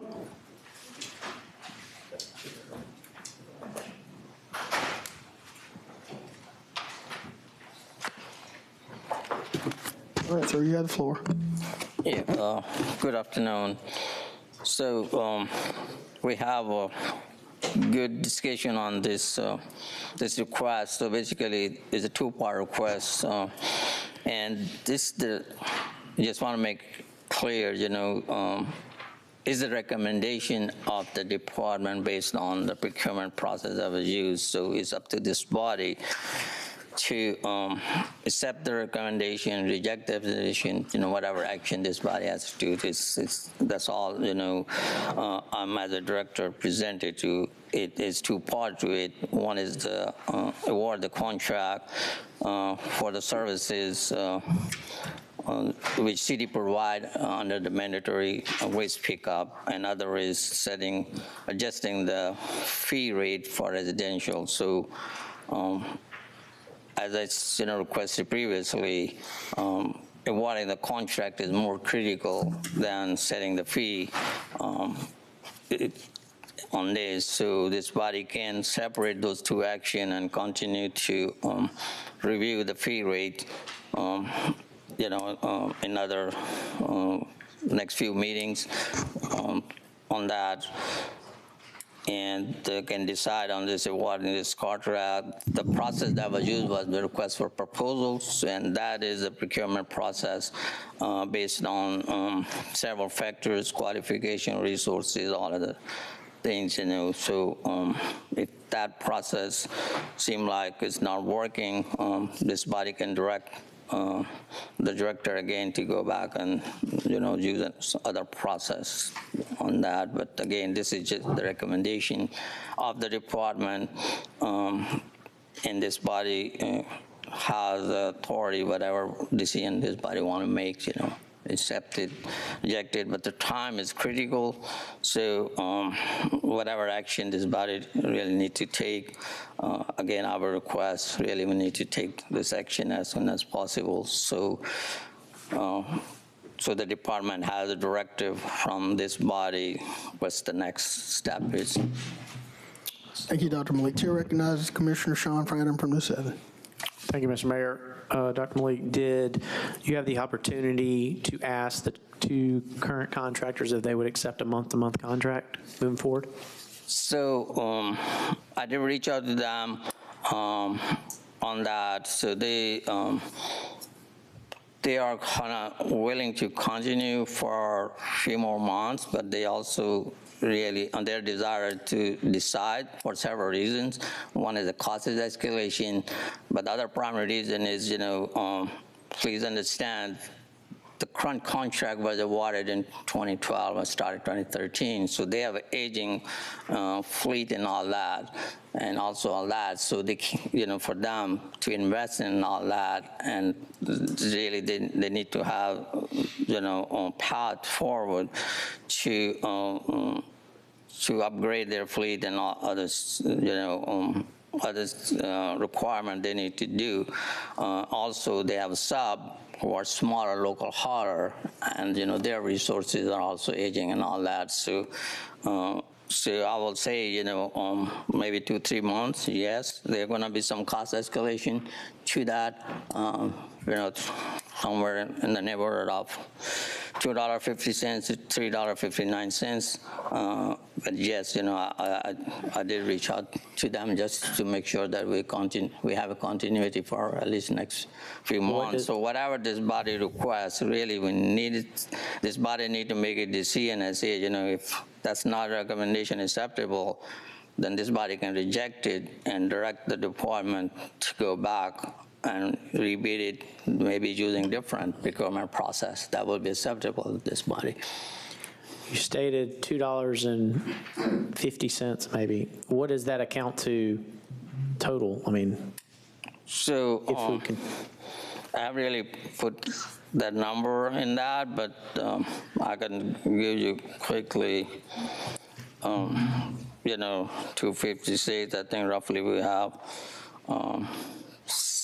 let's say 70, I'm gonna assume 75, I think we have 78,000 accounts, so it's 192 times 12, 2.3 million. But that's a lower number, so I have two numbers I got to work with. Okay. Well, I'm just one commissioner. This is my last meeting, but I'm of the opinion, based on all information, that this body continues a month to month and probably goes out for bid again, because some of the ancillary items that basically we included a higher price because we added in the $3.4 million for the ancillaries, and I think that is a little bit concerning. I just think it should be trash. So I would hope that y'all do a month to month and go back out for bid, or work, if you can, work on with the current providers to make it happen. So thank you, Mr. Mayor. Thank you, Commissioner Fradham. Chair recognizes Commissioner Wayne Guilfoyle. Thank you, Mr. Mayor. Director Malik, thank you for reaching out to the vendors, see if they was willing to go for a month to month. My concern is that it was my understanding that it was going to be, we're going to put out for all three zones to find one bidder. I pulled up both of these companies on Googled them. Georgia, the waste system, they have 600,000 residential customers, and Coastal has 400,000 that they service. I cannot find a community within Georgia that actually uses dual vendors. maybe you could show me, but I know in Savannah, they use one vendor, which is actually Waste Management. But it might be best that we look at this, go back out, and use a one vendor system here in Augusta. I know that you use in your professional opinion, you've been in it a long time, but I can't find other communities that shares the, has both vendors on it. Also, this extra money that's going to be made off of it to handle for demolition, vacant lot clearing, and street sweeping. The money that's being made right now with our current contract, we charging $320.50, is that right? $330. That's correct, yeah. Okay. What percentage of what impact is that's made off of? So, Commissioner, I did provide information back to administrative office, whether that made it back to you based on your questions submitted. I actually received an email from so it has all the deputy administrator before I came into the meetings today. Asked for it. So I have not made any change to this program the way it was established. I was, when I was charged to take over these two operations, I'm just reviewing it and making adjustment and actually doing improvement to the process, the cost, everything else on that. So in 2024 budget, I provided that information on that. Let's street sweeping, there was $300,000 allocated to that. Vacant lot 325. Demolition is supported through ARP fund, 750, but that will go away out of that. Mosquito control 225 on that. So, and 1.98 was, to go into general fund on the different categories. So that was the breakdown on that. So that is the variable cost which this body can control. On that. So, and also provided previously the fee, there was around 5+, I'm just going from my memory, 5-point-some million that time. And then now we only have like 700,000 or something like that. Some of these programs have not started that. So, I'm more digging into that, and I will, I can have one-to-one conversation and show you additional information on all that. So, again, this recommendation based on the information submitted to us, what the procurement process was used, and this is not only this contract.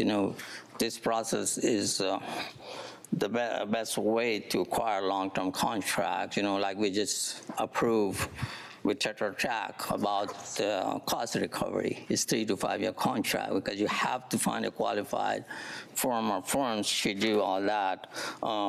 Our service area is not the Savannah service area, it's a much larger service area. So, we look at all the options, but again, it's up to this body, whichever direction, they want to go, and we will take that path. But all I'm saying is we need to make that decision, or this body need to make that decision as soon as possible. So if it's this body desire to reject this and do the bid, we can do the bid. We don't have to do RFP. It's just this body to see, and then whatever that bill comes out, the goal should be really to have a new contract in place by end of March. So that's what the decision needs to be made, not necessarily in this meeting, but if not, then in the next 1 or 2 meetings, so staff has enough time to bring it back to this body base. But I really need a very clear direction what this body, is tasking, because it was really, we did what was tasked to us. I'll be very clear. I read that motion, all that thing. So I was part of that motion when it was drafted. So it's not like I was not doing what this body directed me to do, So I will request again, whatever direction this body wanted to take, really, I need to have very clear, whoever, going to do this process. Do we have enough time to go out for a bid to find one vendor? Yeah, whatever this body decides, yes, sir. Okay. I mean, it's not, a department director bring the recommendation, and the decision lies with this body, whatever direction this body wanted to take, and all. But, so this is the second time we did, so it seemed like, RFP process is not the process this body want to go. So the left is a bid. We can do the bid, and whatever qualified bidder is, we'll bring it back to this body, or somebody will bring it to this body. Why don't we do that, Dr. Malik, is to go out for a new bid? I object. Doesn't matter if you object. Well, it doesn't matter, but we can vote on Commissioner Williams, I'm getting you in a second. Let Commissioner Guilford, he has the floor. Commissioner Guilford, continue. Go ahead. Anyway, Dr. Malik, that's going to be my recommendation. All right, thank you, Commissioner Guilfoyle. Commissioner Bobby Williams, the floor is now yours, sir. Yes, sir. This is my last meeting, so I don't care who I piss off. My understanding, 2 months ago, somebody came to me and told me that some commissioners were meeting with a particular company about this waste management situation. This is the 4th time that this has been on the agenda. Dr. Malik has done exactly what he was supposed to do a couple of times.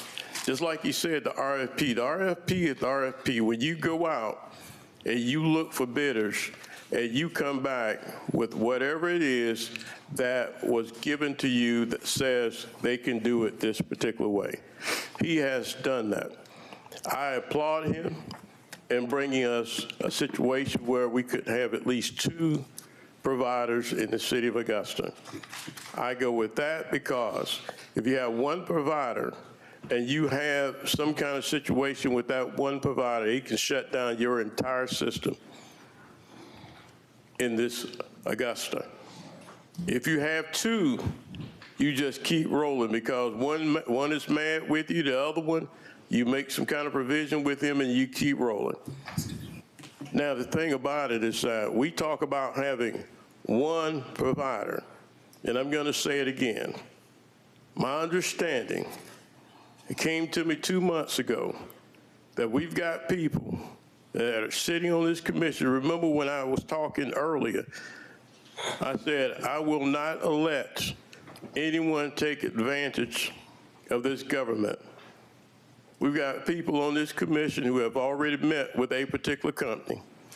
We've got particular citizens who want to make money off of this deal. And they don't care about the citizens of Augusta. They just want to make some money. And you got certain people that go along with certain people. And they don't care about the welfare of Augusta, Georgia. Dr. Malik has done his due diligence.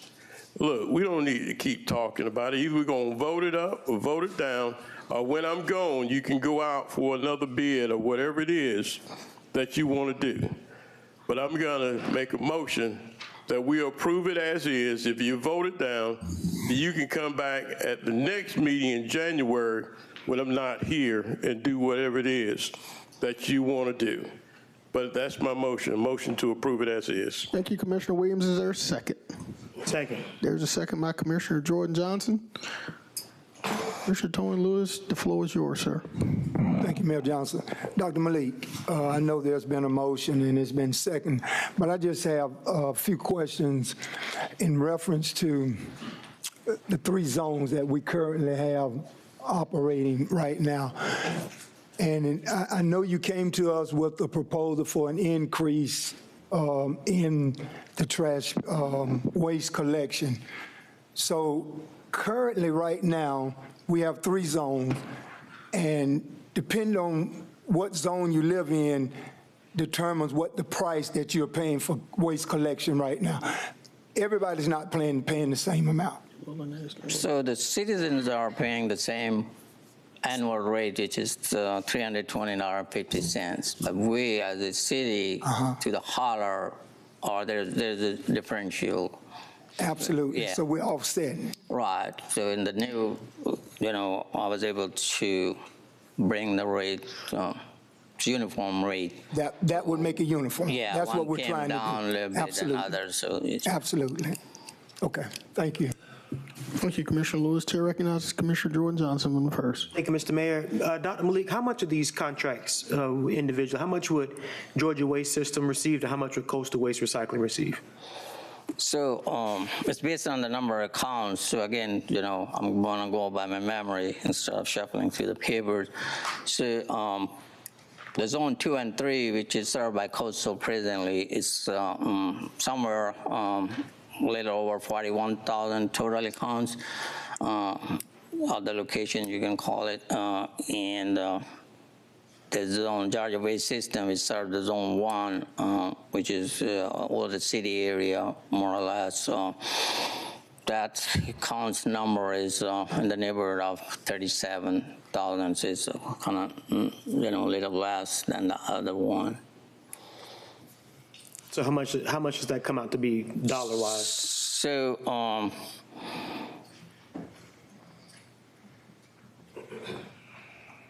I have to look at the number, but the rough number, I believe, just looking at the hauling cost, it's somewhere probably 8 to 9 on 2 and 2, and maybe 7 to 8 on 1. But I can give you the exact number. But there's other additional costs associated with the current contract, which I was able to really clean this up, because right now we have to purchase the card, so that's the other costs. I had to figure it out with this transition period, because we were kind of transitioning to the new contract. So purchasing the new card, repairing the cards, there's some other, So this has to be solidified by the end of this year, correct? With the new contract, everything is really, it's supposed to be that way, because separating different things, different contract, it's not efficient way and cost-effective way to really, provide the service. I think what you've done is you brought back something good for us. I think it's fair. I think both folks, Georgia Coastal Waste System and the group that some of my colleagues are favoring, everyone gets what they want, which is fine. Everyone gets to eat. Everybody's preferential, their preferred vendor gets a contract. Everybody wins this Christmas. But to sit here and hold it up because one group wants it all, I think it's irresponsible.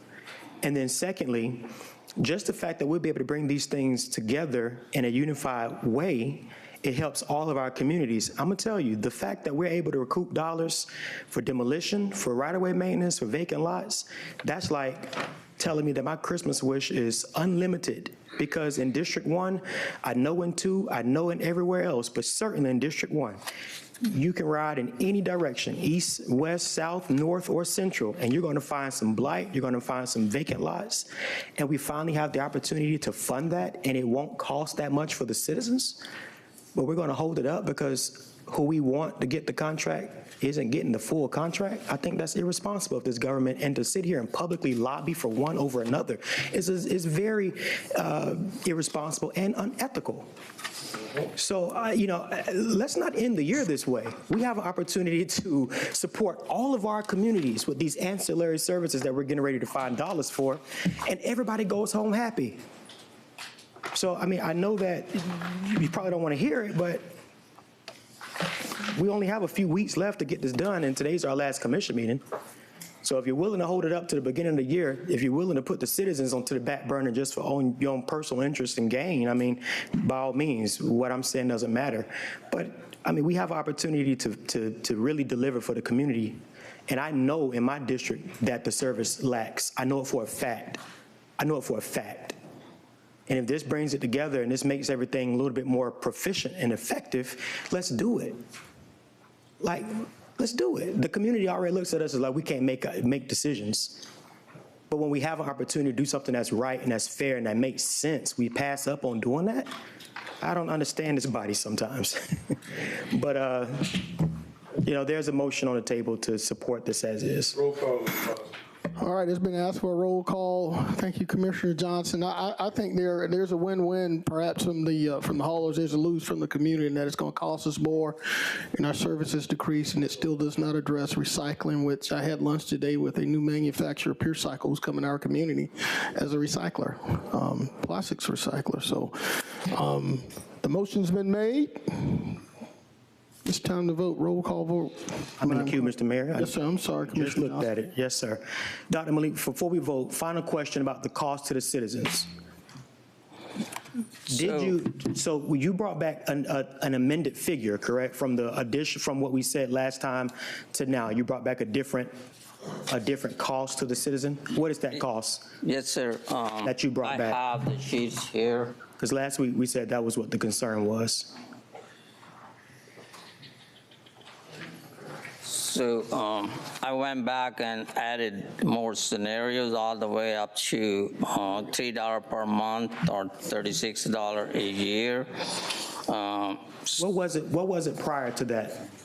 So I started with $10 a month or $120 a year, and then the previously I presented that one, and then $8.96, and then the other $6.62 or $400 and $6 a month or $3.92. So I added two more scenarios. One is $4 per month or $48 a year, another is $3 per month or $36, and then at the bottom will the row indicates the fund that will become available should do other ancillary services. So $3 a month will get it down to how much per year? $3.56 a year? 4.36.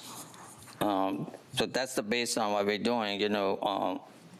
We as a staff continue to review the process and actually optimize it from all angles, from the staff to operation cost cutting, consolidated some of these contracts, all that. So whatever we can save the money, we'll put it back into the operations too.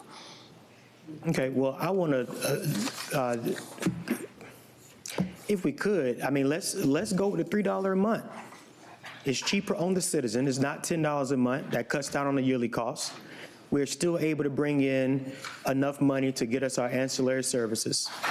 We're still able to get the same benefit that we would have, to bring everybody on the same sheet of music. And again, it'll be cheaper to the constituent. If that's what the concern is, like we just heard, then let's go with the $3 a month and go ahead and approve this proposal that Dr. Malik has brought forward. So in my motion, I would amend it to add, it wouldn't have to just be an amendment. I would amend it to take the $3 per month rate. I don't need a substitute. It's an amendment. Scenario 6, sir. Ma'am. Scenario 6, ma'am. Scenario 6. Yes, ma'am. Madam Administrator, Malik, how was the deficit, how is that going to be funded, the $5.3 million deficit? So we have to... I'll make mention of that. It's basically the frequency of the services. Let's pick up the vacant lot cutting, for example. So department already have, our staff has a plan to have 3 crews in a week, and we also know where the hot spots are. So that's the plan, was to have, that was around $900 to $1 million, but we'll scale. But right now we have only 1 crew with 350, so let me give you that range. So we will work accordingly, whatever the funds become available on that. So, because it's the cost of the services going up. We did the vacant lot contract a year and a half ago. It's after the COVID. Let me put it that way. The price before the COVID was like around 3,000, and now it's 6,000, so it's almost double. It's the same as everything else. So, but back to Mayor, your question is really, we will adjust like we did last year and this year. I know the ARP fund helped, and that, but we will work through it based on the available resources. Is there any ancillary services in the current contract that calls to do some of the things that we're asking for in this new contract? So the contract we're awarding is just for the residential waste hauling. It does not include that these two contractors are not going to be performing any of those. Those are different contractors. Those are local small contractors, really. They do like your demolition. The process adopted is one structure at a time, and we do 20 structures, so all local small haulers really get opportunity to bid on it, and then more or less everyone get one or two structures out of that 20. So they do it. So. All right, I'm coming back to you. All right, Commissioner Jordan Johnson. Thank you, sir. I made a mistake. Commissioner Williams made the motion, so I will have to ask him to amend his motion to allow for scenario 6. I'm not going to do it for him. But so I'll amend the motion to include what, Mr. 6? To include scenario 6, Ms. Bonner. All right, scenario 6. Is there a second? Commissioner Johnson, you second it. You second it. All right. All right, Commissioner Franham, you have. Thank you, Mr. Mayor. First off, for the record, I haven't met with anybody, nor do I support any company. Let me just say that. I support the people. And when you look at scenario 6, is that the one that's on the table right now? Yes, sir. Yes. Look at the bottom line. Net deficit, $5.3 million in deficit. So we're going to sit here and approve something that's costing us $5.3 million when we haven't even talked about cutting the 9.7. Makes no sense. I'm ready to vote. Thank you, Mayor. All right, you got it, Commissioner Stacy Pulliam from the second. The floor is yours, madam. Thank you, Mayor Johnson. My question, Dr. Malik, is in reference to a comment. Well, I guess I should direct it to you. Mayor Johnson, you stated that this didn't include recycle, and I've had quite a few people call me. That's correct, Dr. Malik, that none of these options include recycling? So contract does include mandatory recycling, but offered by the contractor directly to the citizen. So it's, the city will not provide recycling, and that's based on the directive or discussion this body had previously. There was two things: don't require CNG and remove the recycling. At least that was my understanding. That's what we did. So recycling is part of the contract, but it has to be provided by the awarded contractor directly to the citizen, whoever want to recycle, because our data shows the recycling is really not there somewhere, maybe 10%, less than 15%. So it's barely anybody recycle. It's a mixed waste, which is contaminated waste. So it is actually added cost to the city if you go to recycling facility or release facility, and then city has hauled it back to the landfill because those are not recyclables. It's really so there are several things, the way current contract is here. Back to so the question is, the recycling is mandatory. That service is available, but not through the city. At what cost? Okay, so, I'm sorry. I mean, is it outlined in the, I'm sorry, Commissioner, is it outlined anywhere as to if a citizen wanted to recycle, how much it would cost them additionally? So it depends on the level of service. If somebody may want once a month, one may want, once a quarter, or they can do it on call. So, sir, the cost is not, because we don't know what level citizens are going to want, the recycling, Okay. I'm sorry, Commissioner Pulliam, you had the floor. Thank you, Mayor Johnson. So, okay, 100% clarity. So the contractors themselves, the vendors, offer the recycling service, but the city doesn't pick up from the point that the vendors stop. That's what you're saying? That's correct. So the city's not doing the actual recycling. So that's not on the vendors because the vendors included in what their contractual agreement is.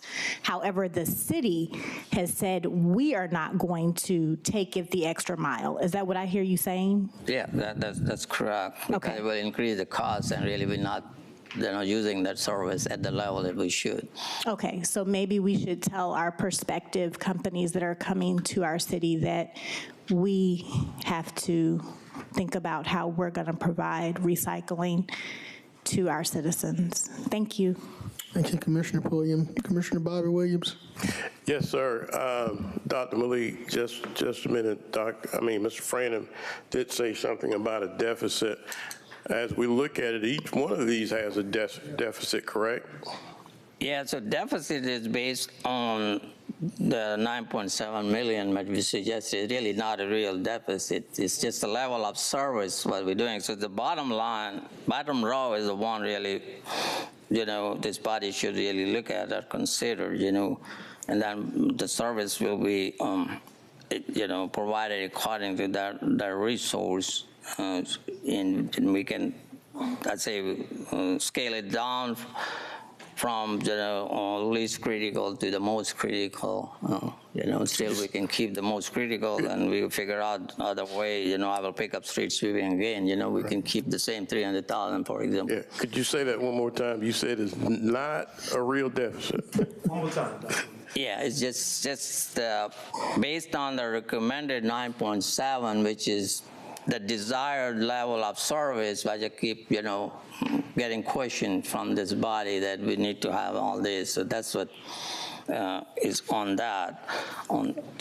So that's what is based on that. So the first column, the second one, we say no increase. It is a comparison on a relative scale. I got you. And with scenario 6, we still get the ancillaries that you were talking about.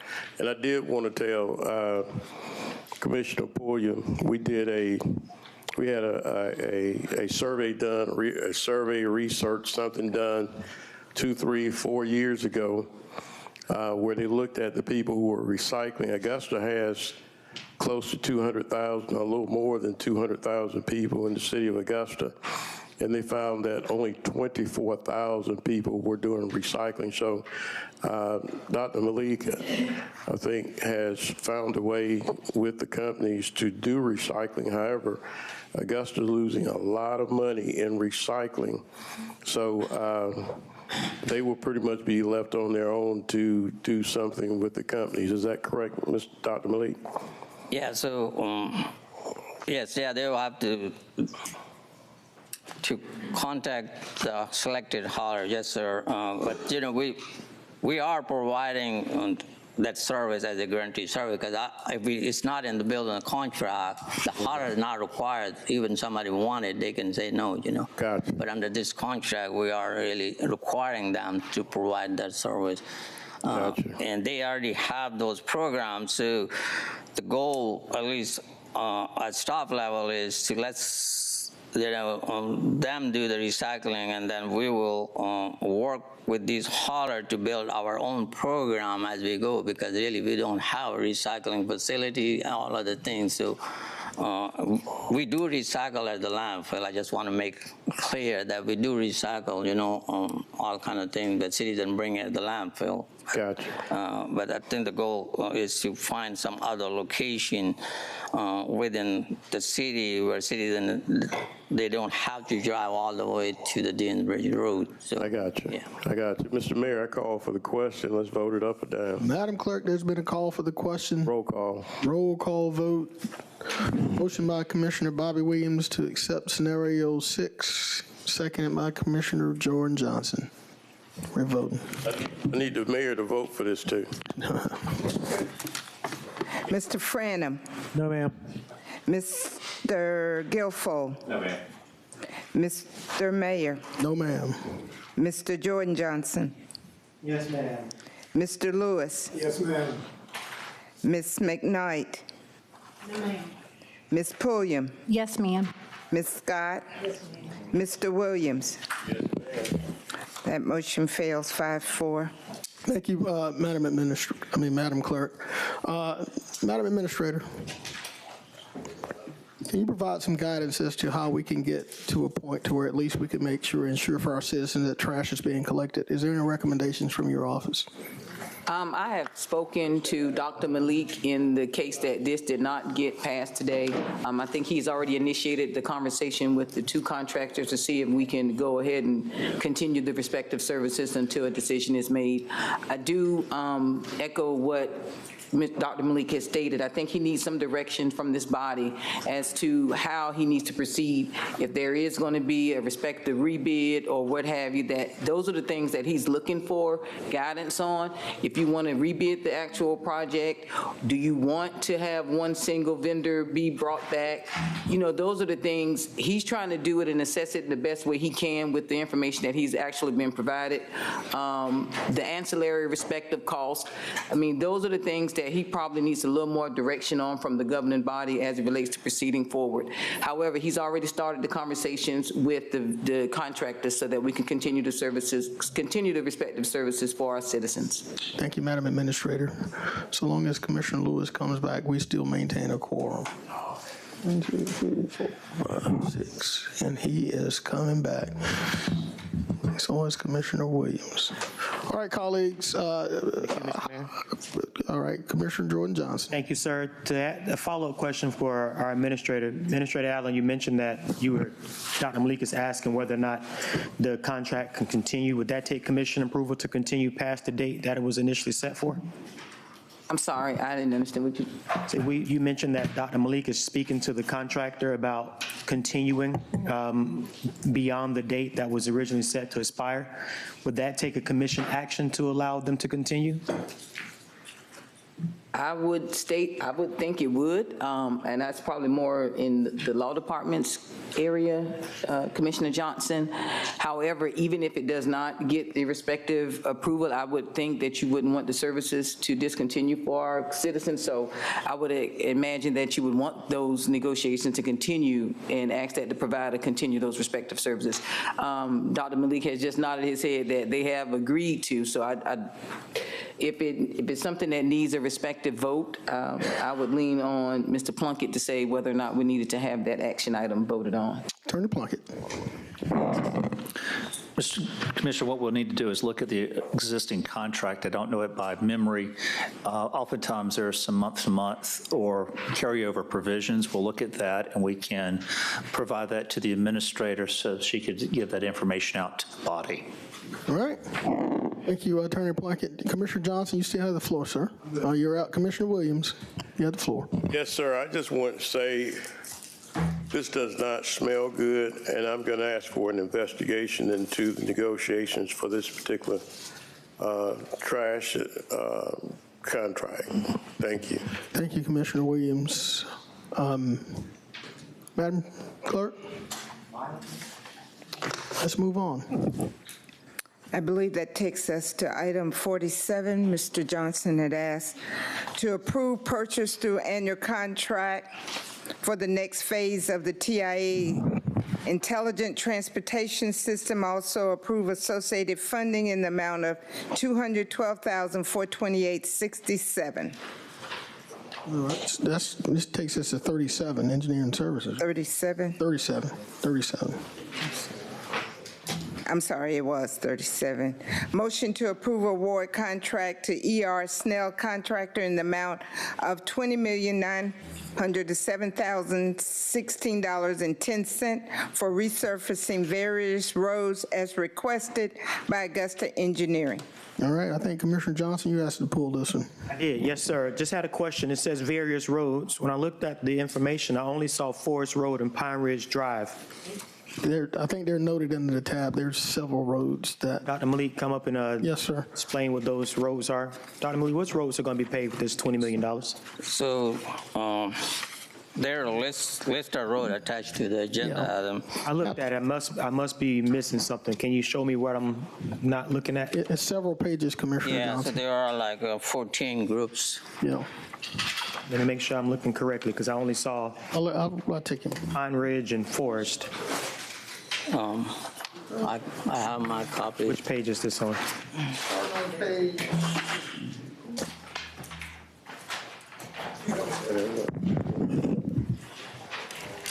What page is it on?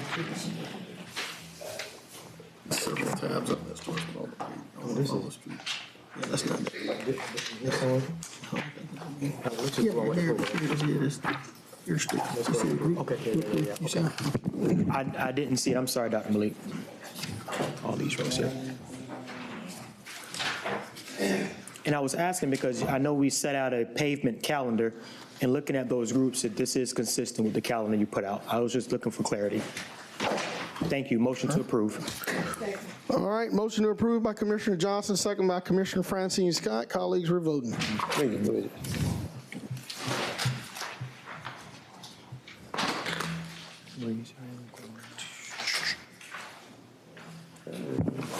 Vote.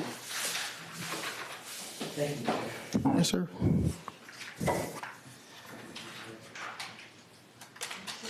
I got 51. We got a couple more. Let's get into it. That motion carries. Thank you, ma'am. I think that takes us to number 51.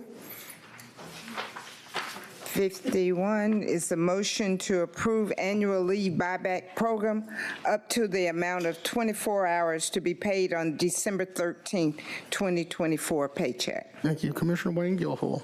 Yes, thank you, Mr. Mayor. I had asked the interim finance director as well as the administrator if we could move this motion to approve annual leave buyback program instead of 24 hours, move it up to 40 hours.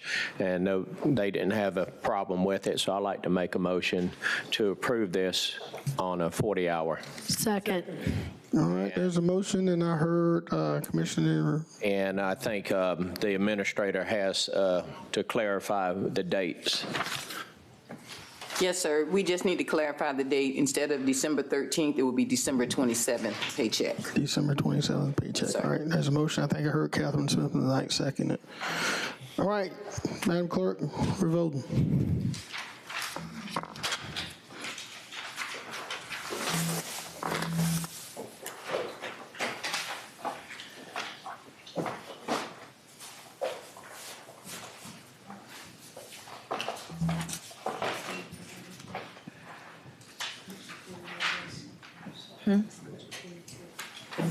No.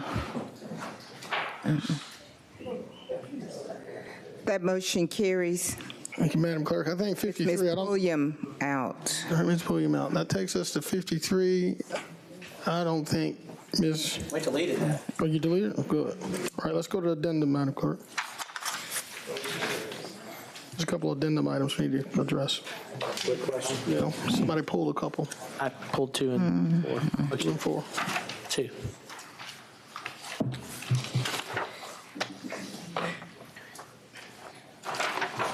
What'd you pull? At item 3?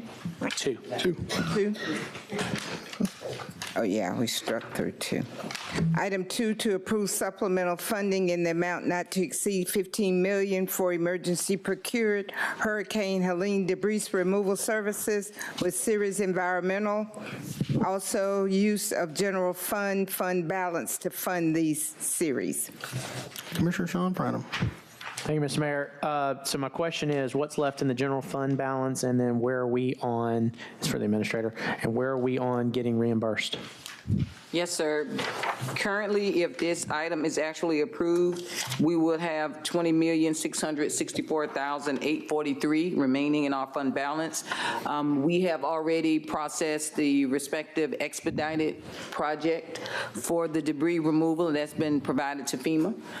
We are hoping to have some form of payment back from FEMA for that 50% before year end, but there's no guarantee. But our hopes are before year end. We have been informed that normally it takes around 2 weeks to receive the funding, but with the holidays, I would say hopefully by year end. So you said 50% what we received, so does that mean 20-something million? Yes, we're looking at an estimated, I do want to continue to say estimated, $22 million that will be coming back before year end. Thank you, Mr. Mayor. Yes, sir. Keep in mind that we receive 100% reimbursement up to 90 days. The 90 days will be ending sometime in December, maybe early January. We're going to submit that entire package to FEMA for reimbursement for all of those dollars. So, Motion approved. there's a motion, and I heard Commissioner Francine Scott chime in for a second. Colleagues, we're voting. I'm in the queue, Mr. Mayor. I don't know. Oh, I'm sorry. I don't know what I'm doing. I'm trying to get out of here, Commissioner Johnson. You have the floor, sir. Thank you, sir. You got to see me down here. 2 questions. How much have we spent so far? And then second question is where it comes down to the supplemental funding. Are we spending this money, because that's basically like if this was a procurement, it'd be like a change order. So are we spending the additional money because of just like the scope of what's being done has increased, or is it just, are we running into, let me make sure I'm asking my question correctly. When we initially started to make these payments for debris removal, did we realize that we were kind of cutting ourselves short? Is the reason why we're having to come back and pay more? Not necessarily. It depends on the amount of debris that's being taken. And so we continue to monitor that amount, and we actually project a certain amount based on what we're looking at being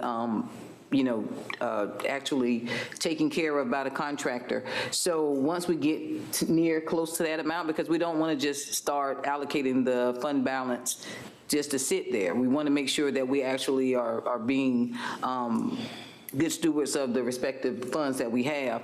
And so that's what brings us back to this. Every time we do an update with the respective contractor to see where we actually are. Right now, we have gone over a little bit of this expected amount, and we want to make sure, based on the fact that this is the last meeting in December, that we had the respective funds to continue throughout the month of December as well as the first weeks of January. Okay, and how much have we spent so far to date? We have spent 6.3 million, 10 million, and 6.8, 10 million, what is that, 16? Roughly around 16 million, and this would take us to roughly around 31 million total for debris removal itself. Yeah. Okay, all right. Keep in mind, Commissioner, from the first, debris removal is costing us $500,000 a day. That should be 100% reimbursed from FEMA, but it's still, we have to pay them until we get it reimbursed. And I don't want to harp on it because I know this is a service that we really need, but is there a way that we can pick up debris for less than $500,000 a day? I will state, if I could, Mr. Mayor. Sure. Of course, we went out for bid, and I will say the vendor that we currently have, as you all have been aware, that the actual bid that went out, the contract expired in 2023 for this actual contract and for these services, and that vendor held their respective rates at the same rate. So right now, they have done us a great service in keeping those rates at that point, as opposed to increasing those respective rates that I know a lot of other municipalities are paying for those same additional services. Thank you. You're welcome. Thank you. Thank you, Commissioner Johnson. There's been a motion to approve, seconded by Commissioner Francine Scott. Madam Clerk, we're voting.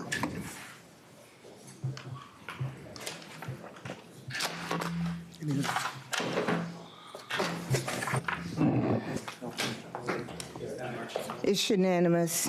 All right, does that conclude all of our items on the addendum? That is it. Oh, number 6. All right, number 6. It's pulled by Commissioner Francine Scott. Did you pull number 6? Item 6 is to approve the Georgia Power Electric Transportation Program customer service. Michael.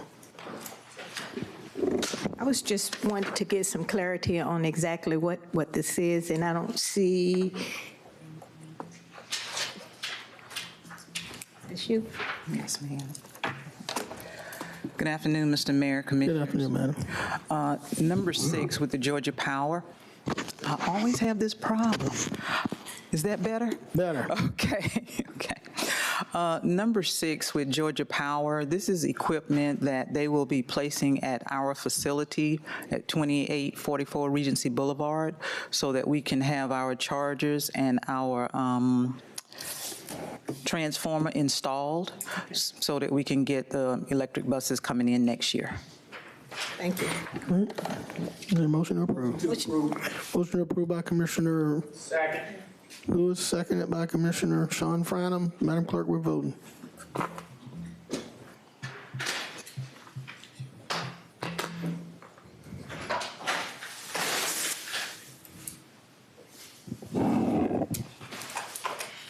It's unanimous. Madam Clerk, I think that concludes all of our business for this commission meeting. I think it does. Ladies and gentlemen, thank you for being here today. Again, best wishes and thank yous to Commissioner Bobby Williams and Commissioner Sean Franham. Thank you guys for your service. This meeting's hereby adjourned. Thank you. Happy holiday.